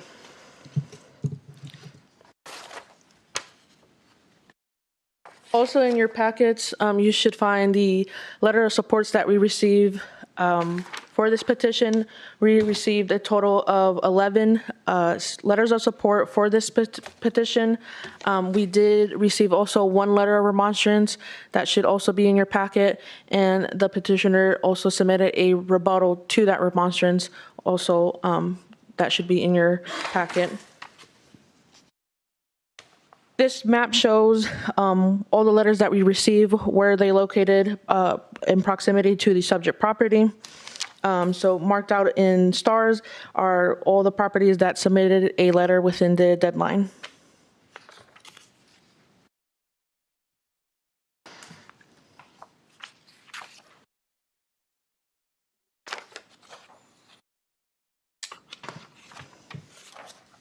So this is a special exception.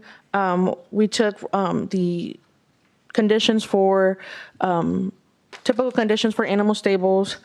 So staff is recommending approval with those conditions. The first condition reading, the owner shall seek and obtain an improvement location permit to keep and maintain the chickens on site. The number of chickens and roosters on site shall be limited to 10 hens and chickens and 0 roosters. Typically, we have that number at 12, but the petitioner expressed that he would have just 10, so that's why that number was modified. The special exception shall automatically expire if and when the owner cease the activity for 12 consecutive months or longer. The special exception shall become null and void if the business cease operation for 12 consecutive months or longer. The special exception shall run with the petitioner and shall not be transferable to any other owners or entities. And the final condition that a building permit and/or improvement location permit related to the special exception must be obtained within 12 months of the above approval date, and an occupancy permit must be obtained within 12 months of the approval of the permits, or the special exception will automatically expire.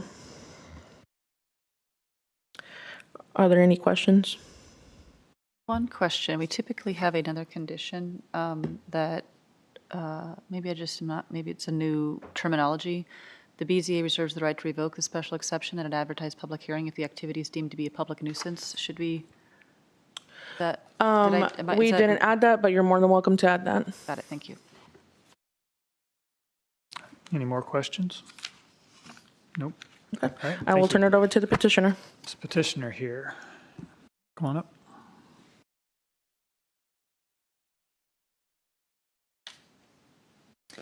Hi. Do you swear or affirm under the penalty of perjury that the testimony you're about to give is the truth, the whole truth, and nothing but the truth? I do. Spell your last name. Jerry Wright, W-R-I-G-H-T. 7 minutes. First, I'd like to thank the staff for their recommendation for approval with condition, plus all the support I've got from my surrounding neighbors. I did do a rebuttal to the one neighbor that objected to the chicken coop. I think I used facts and a maintenance plan to negate his allegations for past property upkeep, chicken coop size, waste runoff and drainage, neighborhood property value, noise order, and predators and wildlife. I'd just like to say, leave it up to the board for the best interest of the neighborhood.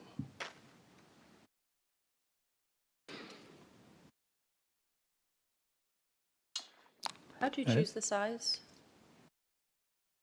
Just the recommendation from the coop builder. And we won't be building the coop. It's already pre-built. They're just delivering it to the property if it's approved. Does it, the intent for it to stay in the same spot indefinitely? I know some of these things, they move them around. No, it will be a permanent structure. Okay. My plan is to put a hardware cloth underneath to keep predators from digging underneath the coop and trying to get to the chickens. Okay. Sometimes we see these coupled with a 4-H or what is the sort of intended, I mean, it's a chicken coop, obviously, but any other intent for use? Just to get eggs, and my parents have chickens and my daughter loves them, and she wants to show some birds, and she loves playing with them. Like eating eggs, so.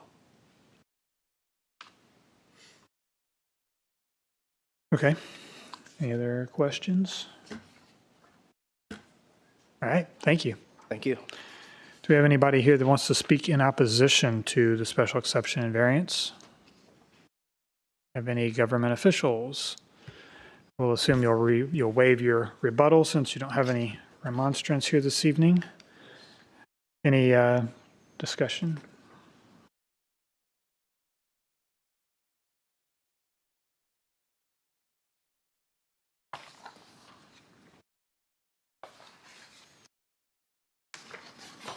We just have 5 standard conditions, and we could add, we talked about. No one else was here to speak in favor of it. Yeah, did we have anybody else that wants to speak in favor? No? Okay.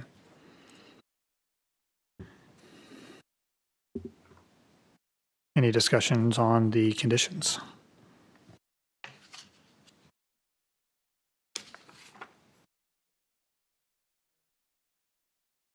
Number 6, is that Yeah. right? So Yeah, to revoke I don't remember the specific language, but to revoke, the ability to revoke, which is inherent, but good to note. Can we just maybe discuss a bit the remonstrance? I think the maintenance plan, we would want to make sure that there is a condition to have substantial conformance with the maintenance plan as presented.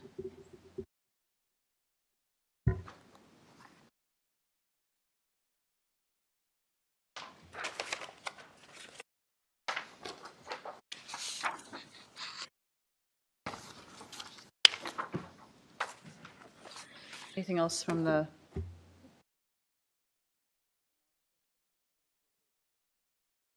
maintenance, size, health concerns, character, noise, predatory wildlife? I don't think we usually do anything with any of that. No.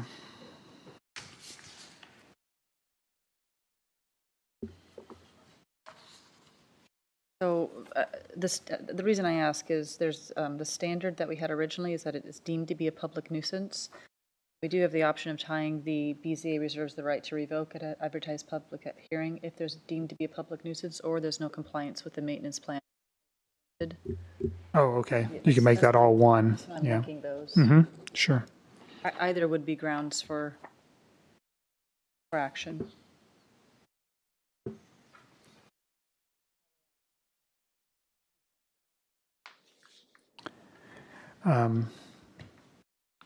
So Kayla or Maria, this sanitation and maintenance plan is part of the file? It is, okay. And petitioner, you consent to that condition? Okay. He said yes, for the record. All right, well, then I will make a motion. Okay. Anything else? I was just, where is the maintenance plan? Do you have that for us to see? Part of the bottle letter. It was on the very back. Yep. Last page. Okay, okay. So we're basically copying that over perhaps into the, Well, then I can make a motion if we're, all right. Should this special exception receive approval, then all staff conditions would attach, and a new number 6, the BZA reserves the right to revoke the special exception at the advertised public hearing if either the activity is deemed to be a public nuisance or there's not substantial conformance with the maintenance plan as presented and herein incorporated. Require that's okay, that's my motion. Second. All right, it's been moved and seconded that should the special exception be allowed to be subject to staff conditions 1 through 5 and adding item 6 as stated. All those in favor signify by saying aye. Aye. Aye, opposed, same sign. Motion carries. Ballot your ballots.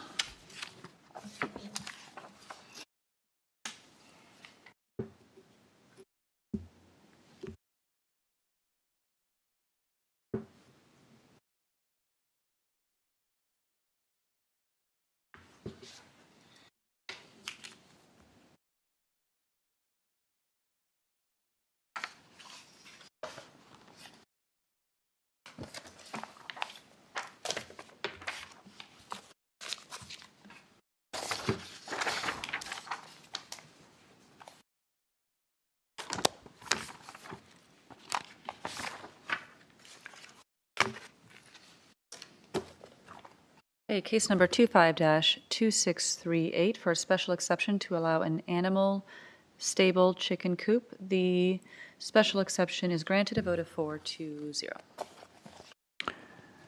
All right, all set. Thank you.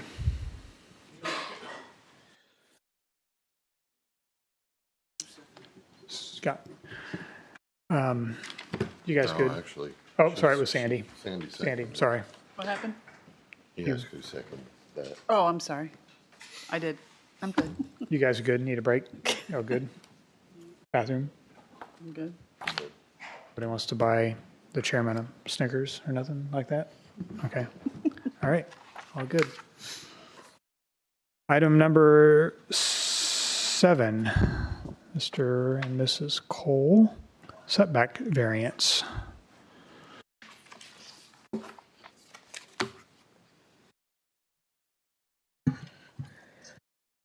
Item number 7, Cole variance. The petitioner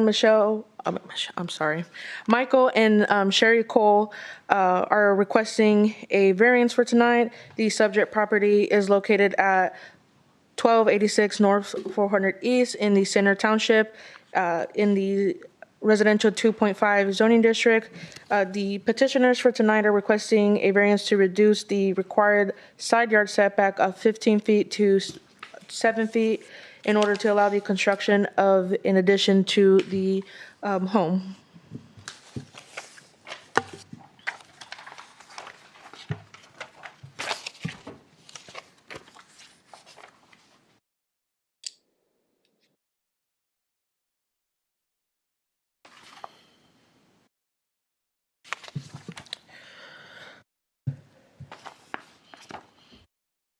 So at the top of the report, you can see the left elevation where the addition is being proposed.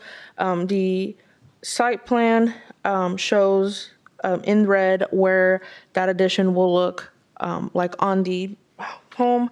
The addition will be 10 by 25. The location was determined to be the most suitable for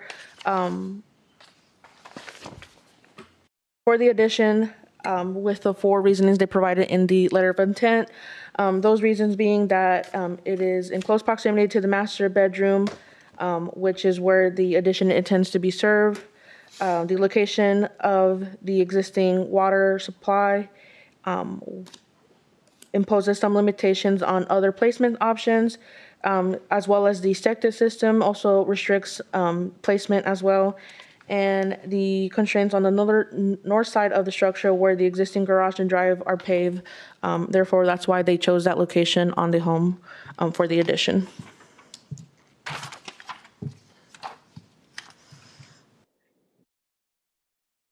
And this is the elevation from the front of the property, how that addition will look like. And it would match all architectural of the current home.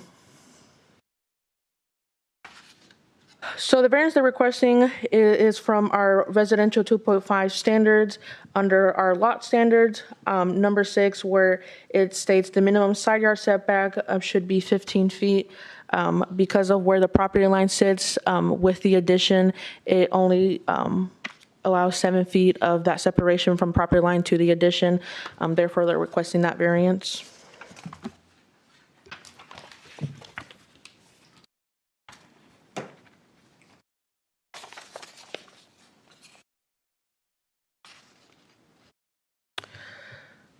So the request for tonight is to reduce that 15 feet side yard setback to 7 feet to allow the construction of the addition. Staff is recommending approval with the conditions of the variance approval shall only apply to the addition and shall run with the property. The second condition, that the building permit related to the variance must be obtained within 12 months of the approval date, and the occupancy permit must be obtained within 12 months of the approval of the building permit, or the variance will automatically expire. And the final condition, that a stake survey must be obtained and staked and remain in the ground until final inspection is completed. Are there any questions? No questions? All right, thank you. I'll turn it over to the petitioners. All right. Come on up, petitioner.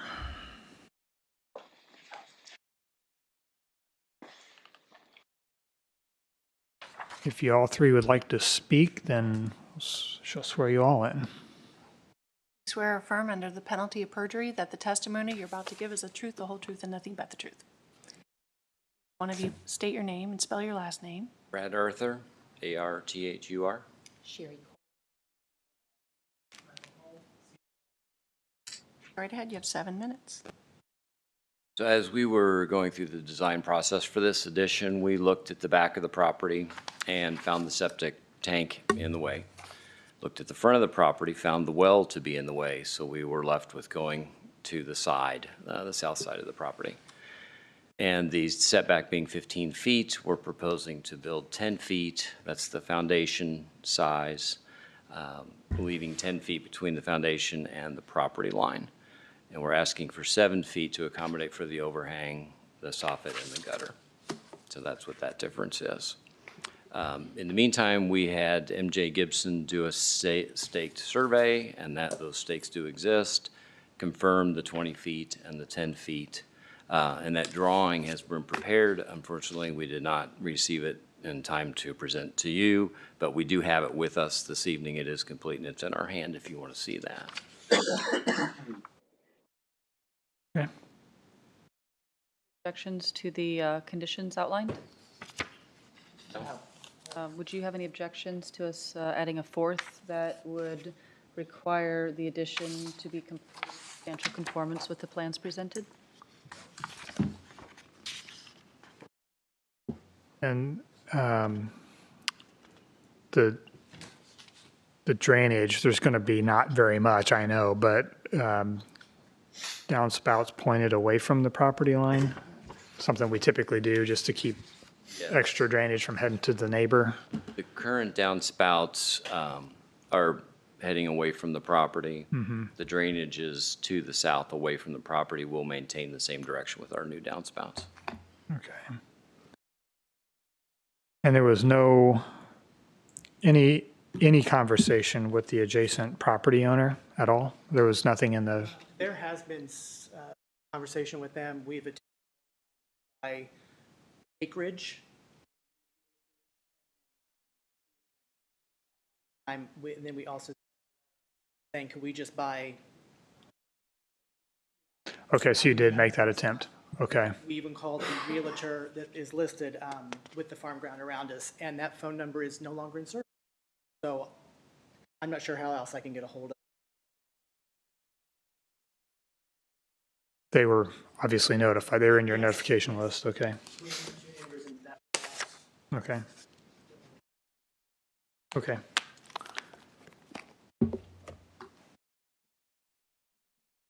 All right. Any other questions for the petitioner? None? All right. Thank you. Do we have anybody that wants to speak in opposition to this variance? Any government officials? And I assume you'll waive your rebuttal since you have no remonstrance. Okay. Any discussion? But I'll move. Okay. That, move forward. All right. Yes, I am. That should this variance receive approval, then all staff conditions would attach, in addition, a fourth condition that the addition will be constructed in substantial conformance with the plans as presented. Second. All right, it's moved and seconded that should this variance be approved to be subject to staff's conditions 1 through 3 and fourth condition as stated. And Ms. Willard, all those in favor signify by saying aye. Aye. Opposed, same sign. Motion carries. Thank you.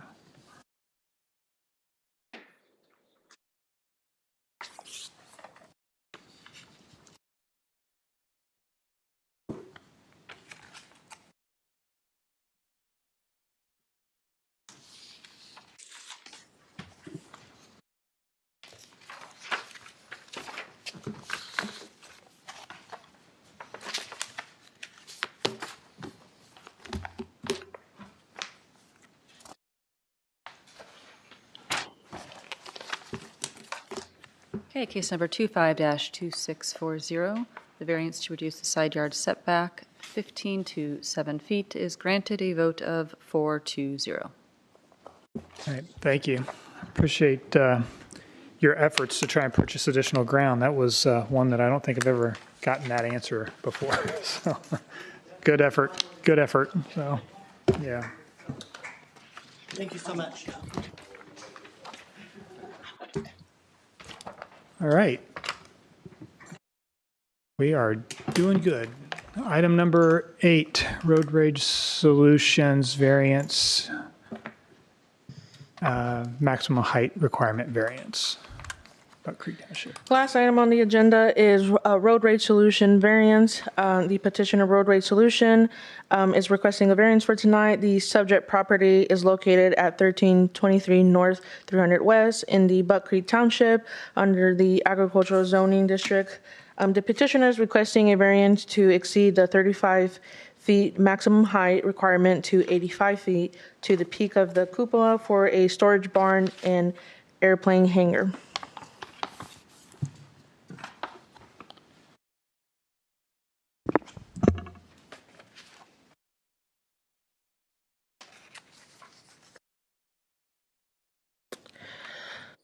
So this particular project has a couple of granted approvals. To go over it briefly, back in October of 2021, a special exception was granted to allow the private airstrip with several conditions.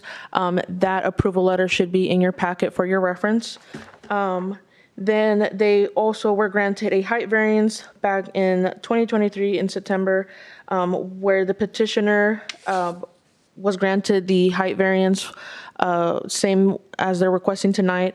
The petitioner was given 12 months from the approval date to obtain a building permit, and the petitioner was also required to obtain a occupancy permit within 12 months of the building permit approval. Failure to meet any of those requirements would result in the automatic expiration of the variance. The petitioner did not receive the occupancy permit within the required time frame. Therefore, the variance was automatically expired, which resulted for them needing to reapply for the variance once again.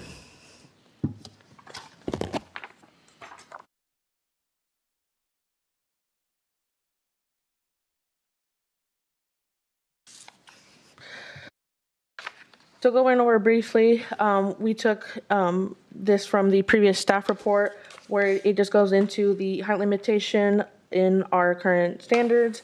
This property is located in the overlay district. The petitioner in the first petition had submitted a Indianapolis Airport Authority letter.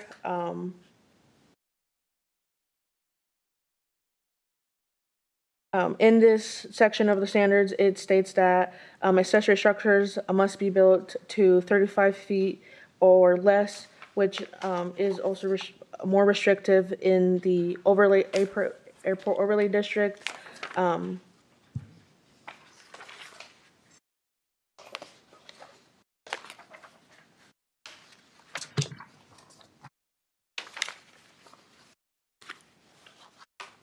So in that special exception in 2021, it required that the architecture of the airplane hangar must match the existing structure. So this is that elevation showing that, which also should be located in your packet as well.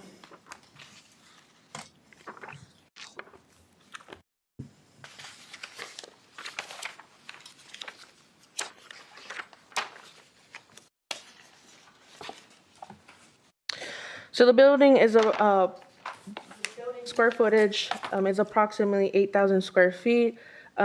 In the section of our height standards, it mentions that the intent of the height standards is to protect the public health, safety, and general welfare by providing adequate lighting, air, and ensuring adequate fire protection and service.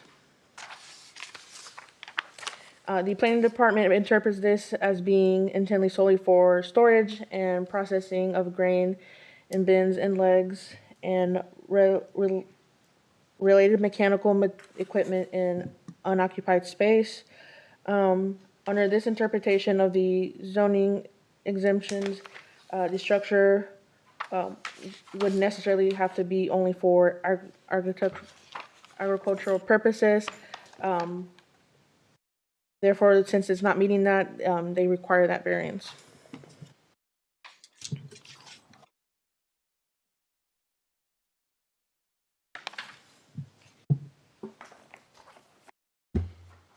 So once again, the variance is to exceed that 35 feet height requirement to 85 to the peak of the cupola for the storage barn and airplane hangar. We did attach that approval letter from the first approval of the variance, and the same conditions onto this approval. So as you can see in that letter, those conditions were taken and also added to this new request. The only thing we added from those conditions is item number 6, where the petitioner shall submit an updated approval letter from the Indianapolis Airport Authority prior to the approval to proceed with any vertical construction.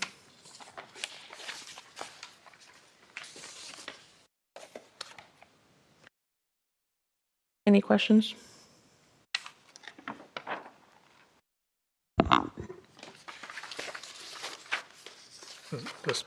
What's the status again of the special exception? So the special exception, I think that's been completed, so there's nothing else that need to be meeting any requirements, and solely that approval of the variance that they didn't meet the occupancy permit requirement. So the condition of a building permit relating to this special exception must be obtained in 12 months. That was done? The occupancy permit, they needed to get an occupancy permit after they got the building permit approved. Okay. So the date of the building permit started that time for that 12 months of the occupancy permit, and they didn't obtain that within the 12 months. On the special exception? On the variance. Yeah, but the special exception, they did? I guess that's... The special exception certification letter required a building permit relating to the special exception. Yeah, so they did apply for the building permit. Okay. So they do have that. So the special exception is good. So it's the variance. And Oh, wait a minute. they've also gotten the occupancy permit for the special exception. Good, okay, thank you.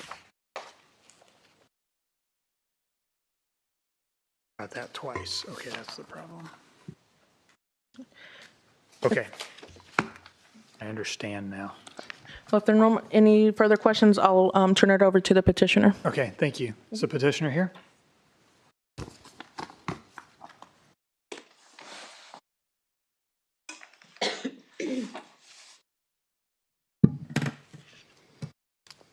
And have you? Swear affirm under the penalty of perjury that the testimony you're about to give is the truth, the whole truth, and nothing but the truth. I do. State your name and spell your last name for the record.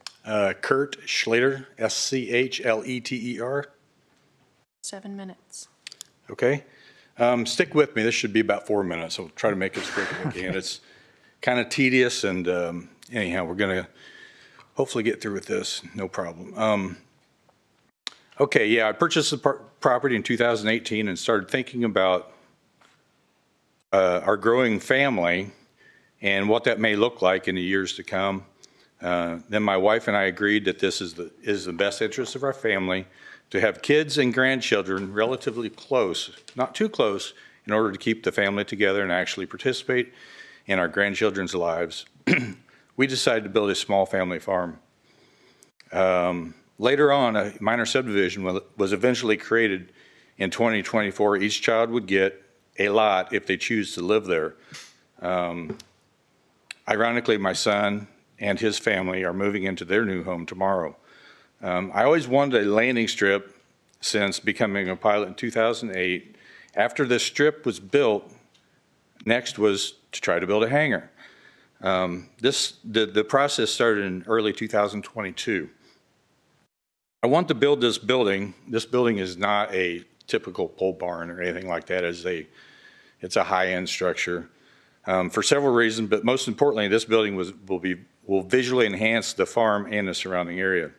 I chose a gambrel-style barn similar to a 100-plus-year-old barn on the Becker property just north of our property. When we started this process, I did not realize there was a zoning height problem until we were well into the design phase. All the design activities ceased until after the variance was obtained in September 2023. Design restarted and continued through the August of 2024 when I informed the builder that they must obtain a building permit by the end of September of 2024, which they did. The builder did not have every detail completed on the building permit. There was this structure has lots of details. It's a laminated wood beam structure, and there's many details. All those were not on the building permit, so they had all sorts of other activities to do. The beam manufacturer is a place called Unilam out of Unadilla, New York. They build a lot of Great Wolf lodges, if you've ever seen those before. Big laminated wood beams, pretty elaborate structures. They would not schedule the manufacture of the beams without final engineer approval of the beams from an Indiana engineer.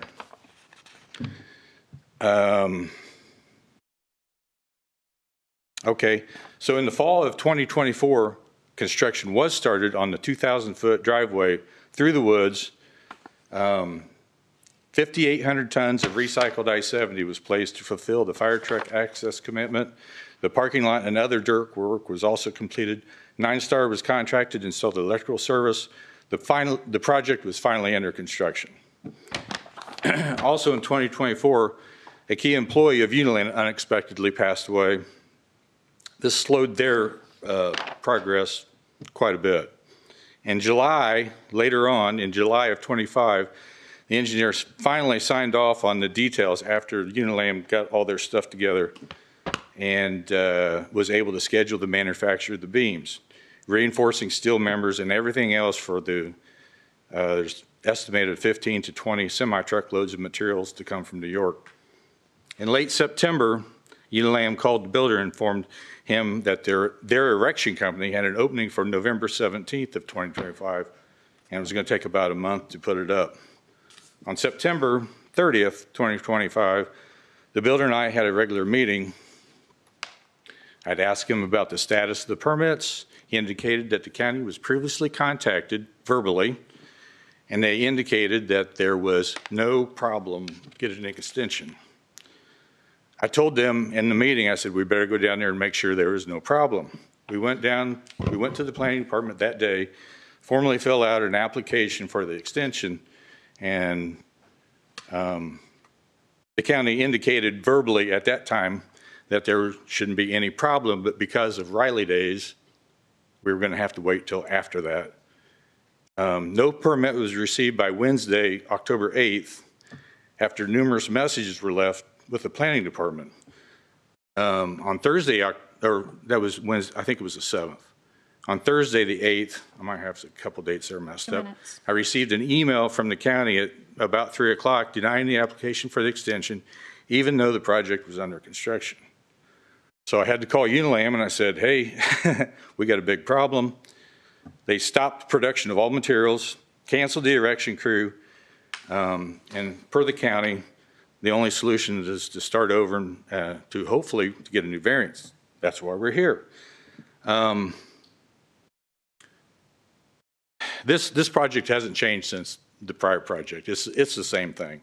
I am not happy with my designer builder because it's his responsibility to maintain these permits. He didn't do so. Yeah, there's some question on whether it was under construction or not under construction, depending on which definition you use. But this is the same project as it was before.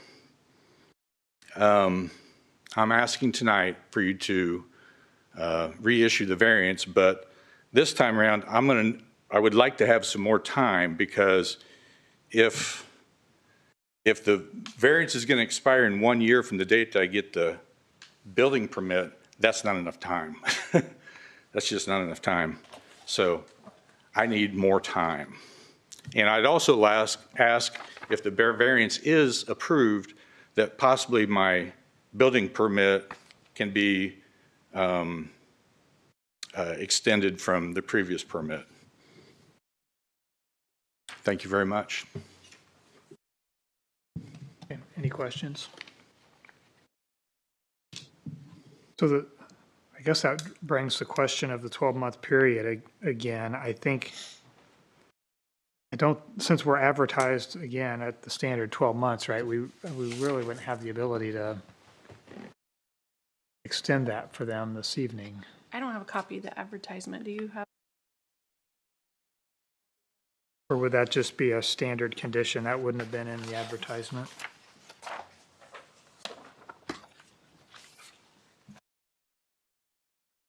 I think it's in the ordinance is what it is. I think so, it's ordinance. Is it in the advertisement? What's that?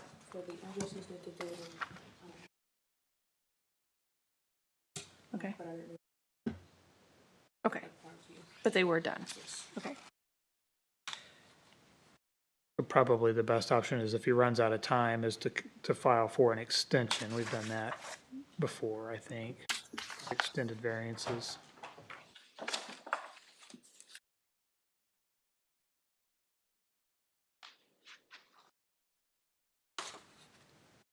Why wouldn't this have been an extension? Yeah, I think what the message was to you was that it expired, right? Because of the building permit wasn't officially obtained. So this variance. It wasn't expired on when we applied for the extension of the building permit, yes. The extension of the building permit. Yeah. Okay. Would have stated. Mm-hmm. Yeah, if you can come in and ask for an extension before you expire, if you're getting close, right? Then we can stay everything until you can get back in here again. Come to this board then, rather than, You have the planning department to get on the agenda and everything. I think otherwise said, we have to issue an extension of a variance that was granted if it times out, but instead of a new variance, it can be applied as an extension of the original, which is looked at a little differently. An extension of an original is handled a bit differently. Yeah, so the extension, it sounds like if you were to come with the extension, your extenuating circumstance will be the unique construction and the time to get that all done and all that. So yeah, it would make some sense. So it would just be an extension to this variance. okay, but that's, go to them to come to here for a meeting then? Yeah, you'd be put on the agenda, Okay. it'd be voted on here, yeah. Okay, But I hope that doesn't happen. I hope it doesn't, but, you know, yeah, I think what we're saying is that we don't have the ability to make an amendment to the 12-month timeframe that's Okay. imposed, and unless it was I otherwise understand that. Yeah. advertised as a variance, we could have, but I think the commentary on the new variance or the extension is notable for us, because we usually handle these as an extension of existing. okay. That's all. I don't think there's anything procedural, not a material Yeah. substantive issue. Okay. I did notice that well, no, these are, yeah, they are the same plans. Okay, got it. Sorry. All right, any more questions? Nope. All right, thank you. Thank you. Do we have anybody here that'd like to speak in opposition to this project this evening? Just one? Okay, come on up. Two? Two? Okay. So we have two. You'll share the 7 minutes then. Oh, got three people. So, Then can I get a 2.5 in the morning?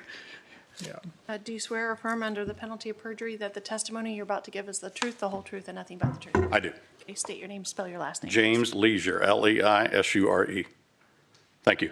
A couple concerns. We live on Deer Lane, which if you look back at your thing, that's the street that is most closest to this proposed project. I will tell you, I don't have a problem with an airplane hangar. I didn't have a problem with the airstrip. I was not made aware of this the last time it came through, September 23rd. I don't know how I missed it, but I did. We did get this letter. It just seems excessive. 85 feet for an airplane hangar. I did some research. The average Piper plane is less than 10 feet tall. The average Cessna is less than 12. This is going to be in view of our back porch from our back deck, and we do go out in the summer and basically host parties and different things. I think it's going to be an eyesore. I mean, a building that's basically almost 3 times the size of the houses in the area, and the houses are within distance.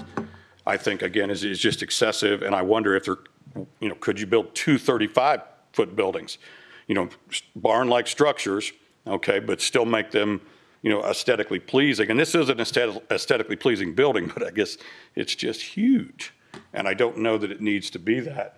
The other considerations is, does this possibly open a portal for more 85-foot buildings in our residential area by passing this one? How do you tell somebody else no? And then where does that end? Is there any way that the petitioner would consider building mounds between that building and then some tall trees as a visual structure to maintain our property values as well? I personally am not opposed to a hangar. I just don't know that we need one, that's probably taller than any building in this county that I'm aware of. Thank you. Right. Yeah. Any questions for the remonstrance? Okay. All right. Second person. You're good. Come on up.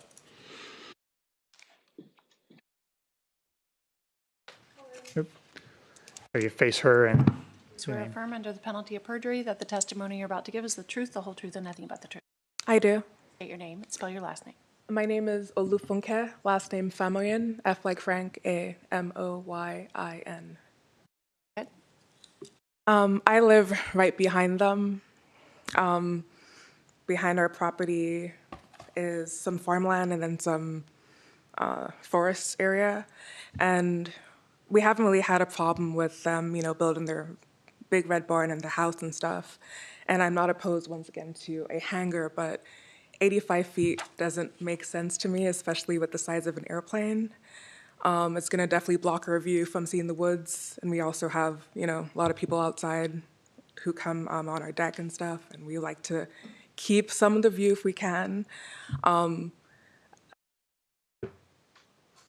If there was a logical, a real reason for them to need the 85 feet, I would not maybe be opposed to it. But so far, I haven't really heard a reason as to why it needs to be that tall, because airplanes are, maybe 10 to 20 feet high. So having it that height, it just doesn't seem reasonable. And of course, like the other gentleman mentioned, concern about the price values in our neighborhood. And if we let this one go, then other people are going to want to have 85 feet buildings too. So we don't really want that to set a precedent for that. And yeah, that's pretty much it. Okay. Any questions for her? Thank you. Thank you. All right. And we had a third person?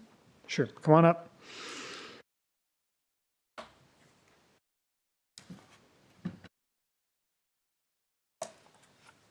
Do you swear or affirm under the penalty of perjury that the testimony you're about to give is the truth, the whole truth, and nothing but the truth?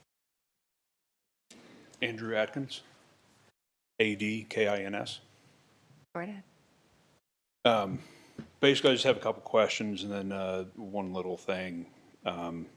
The slides showed that it was going to be an 8,000 square foot building. When you look at the plans, it's going to be closer to 10,000 square feet. My bigger question is that something that needs to be approved by the state, by the FAA, if we're using this for a hangar? When you get to a size that big, are we storing multiple planes in there? Is this just 1, 2, 3? Or by quick calculations and using Google, I figured you could fit 8 to 10 Cessna Seahawks or Skyhawks in there. How much traffic are we going to have going in and out of this thing? I think it is an aesthetically pleasing building, but I do wonder if the 80-foot tall or 85-foot tall is necessary.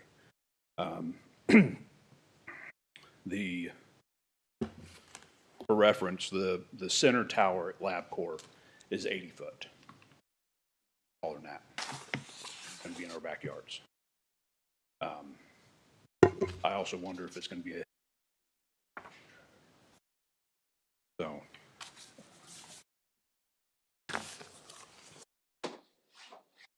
And I saw somewhere where it said it was going to be for grain storage and a hangar. So I'm really wondering, how can you store grain in a hangar? And that seems like that's where the height is coming from, is you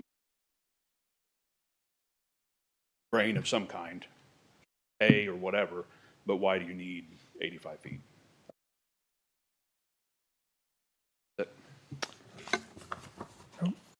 Any questions?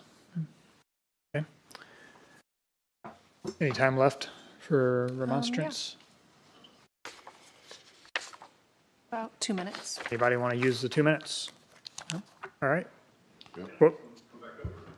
You want to hear from him again? Got 2 minutes left. Got another comment. You got an additional comment? Sure. Something new? I'm not the HOA president of our neighborhood. By rule, they didn't have to send this letter to everybody in our neighborhood. And I don't think our HOA president is part of that group that fell within the 600 feet or whatever. I mean, we'd be probably willing, I could get with Dan, we could probably talk with Mr. Sleater and see what we could work out that's reasonable. I mean, I think we're willing to be reasonable. I just, again, think that 85 feet is unreasonable. So I don't know if tabling it or continuing it is an option, but that's all I got. Okay. All right, thank you. Thank you.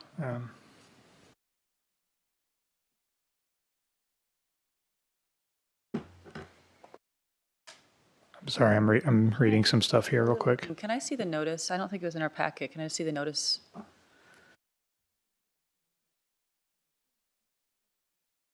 That I can see about. I don't know that.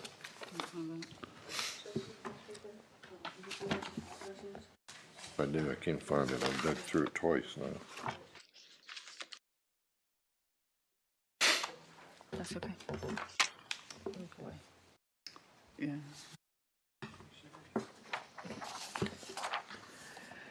Yeah, so some of the questions that were brought up in the remonstrance here, and Mr. Sleater will have some rebuttal here, but his special exception did have 16 commitments on it for the airstrip's use, actually. So, and the questions about permitting of all of this and the air traffic, that's all handled in the special exception that's on file. That's why I was asking at the beginning to make sure that was still all valid. And that was from 2021.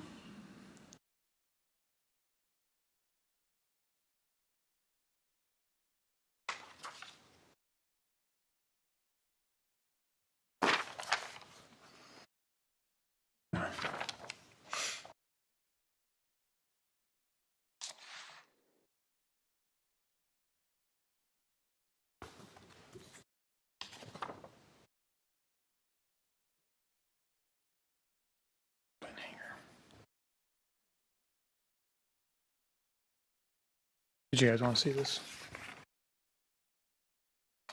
Okay, Mr. Sleater, you'd have a rebuttal period, 3 minutes of rebuttal.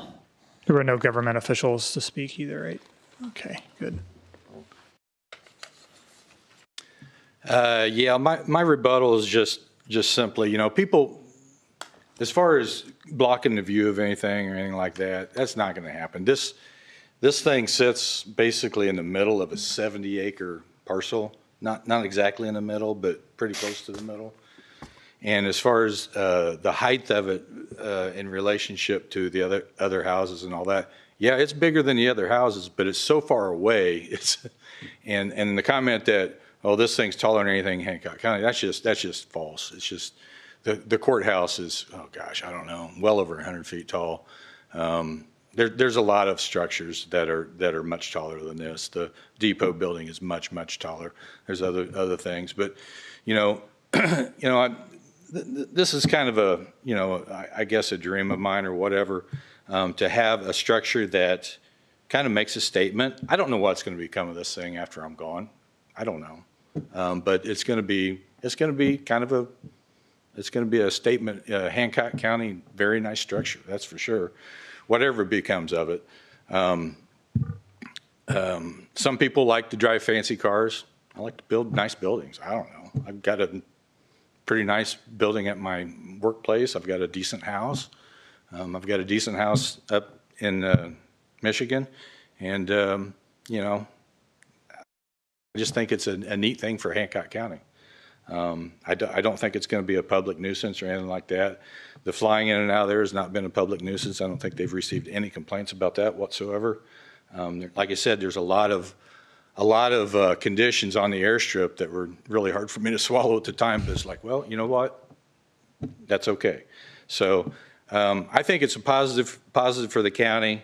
It's going to be a very nice looking structure, and I'm hopeful that the variance will be either extended for this use. So thank you very much.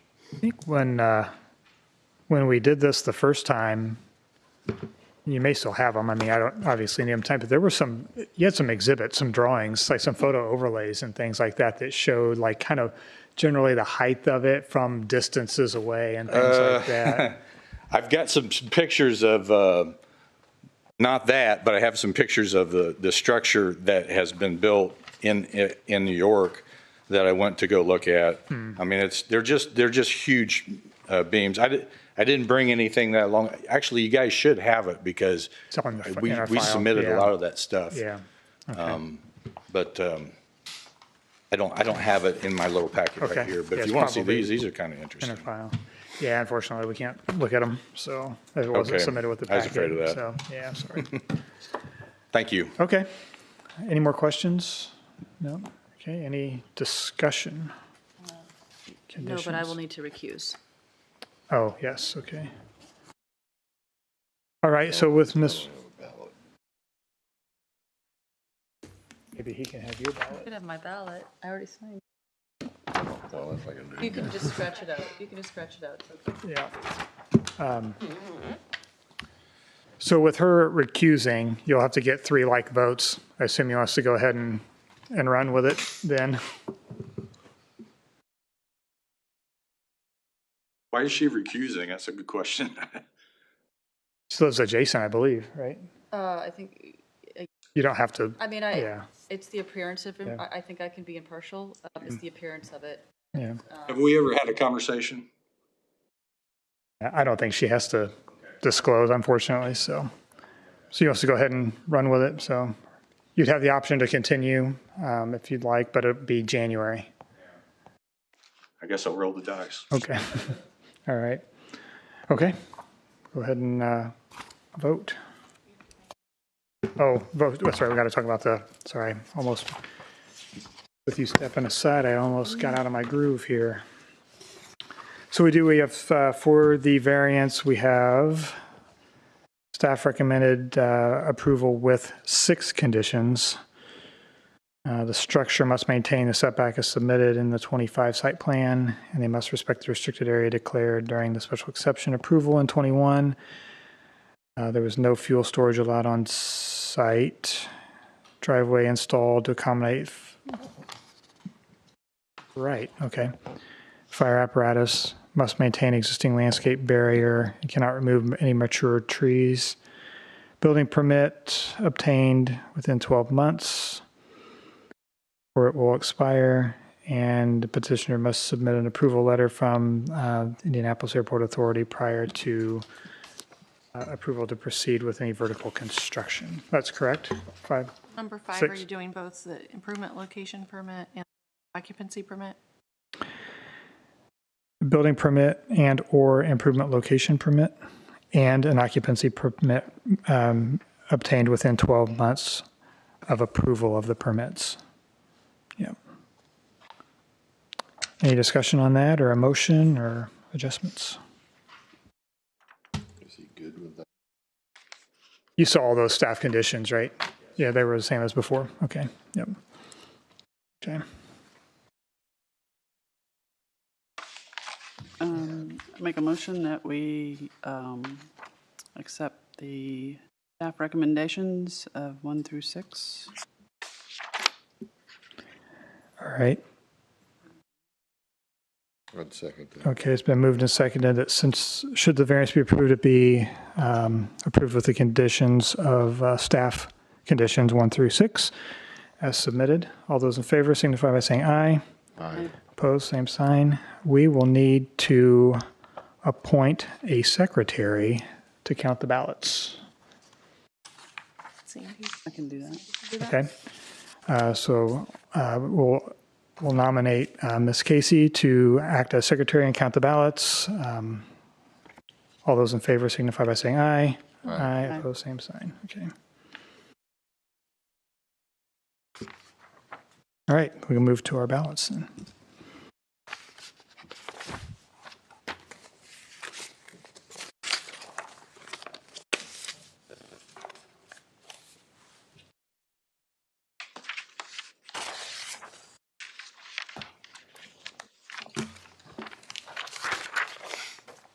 Pass them to her.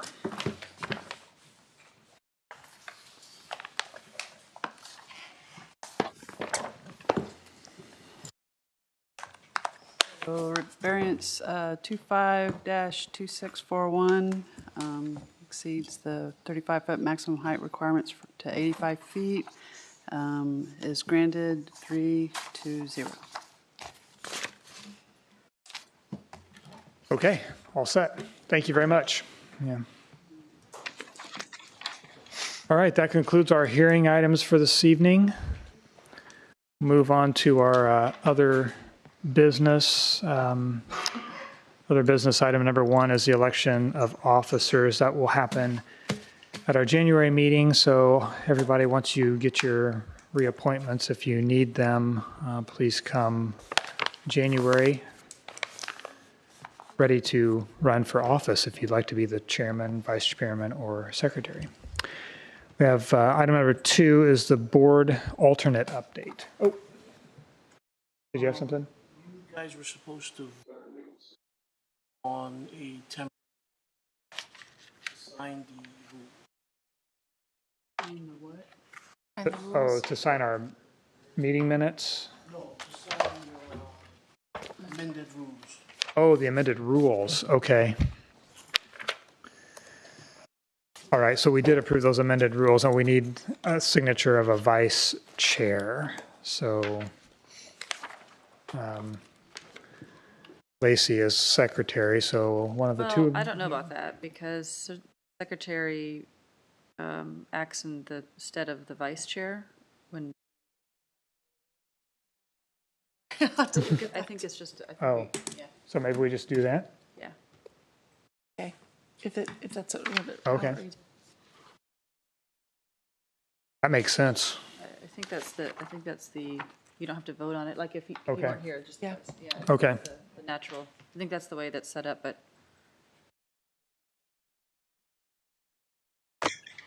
Okay, so she can just sign that and as acting vice chair then for the rules. Okay, board alternate update. I don't have any update for that. I did see that Kayla nudged the 2 towns along today in an email to try and get them to get that appointment done for January. And then zoning violations, Dennis has provided a summary. Do you have any comment on your summary here?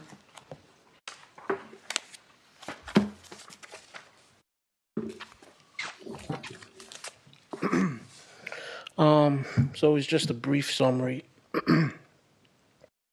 We've had 41 total violations this year. 27 of them have been closed. We have 14 currently open. And we, at the department, we discussed more efficient ways to enforce violations. We thought about just having one violation notice and then putting a lien on the properties so we don't have to chase as much. But we're constrained by the language in the ordinance, so we're looking at how we can put something in the UDO that would help make the process more efficient. So, but from next year, we will be doing monthly re-inspections to make sure things are more rigorous, and that's basically what I have. So the discussion about putting a lien on the property, would that be the BZA doing that or the commissioners? So the ordinance has language that stipulates there has to be a 3-step process. So we can't do that except the ordinance is changed. Okay. So. Okay. Okay. So walk me through that for a minute. If you have a violation, is the violation set at 30 days? Does it depend on what it is? So first of all, we send a notice of violation. They have 30 days to bring the property to compliance. And then if after 30 days, we send a penalty notice, they have 30 days. After that 30 days period has elapsed, we then slap them with the first fine, which is a $50 fine. And then it keeps accruing from there. Okay. And then what you're proposing is at some point in there, then we would have the ability, potentially under the new ordinance, to put a lien on the property to collect, okay. That makes sense if there's fines against it. Okay. Any questions about that for Dennis? And I'm assuming that if somebody's proactive in that first 30 days and comes in and talks to you, Yeah. at that point, you're going to continue to. Yes. We've even had complaints that have been resolved without enforcement. So for instance, someone had a light trespass complaint. We just called the utility company and they fixed the problem. So there was no need for enforcement. So we have very few instances like that. All right, I think that's it. Anybody have anything else? See you again until January. I'm shocked. It's only 9:15. I really. Record-breaking movements. Put on the stage there. Everybody looking at everybody, just it's like you just sat there and smiled. Do we have a motion to adjourn? I'll move for that. All right. Second. All right, moved and seconded to adjourn. All in favor, signify by saying aye. Aye. Opposed, same sign. Thank you.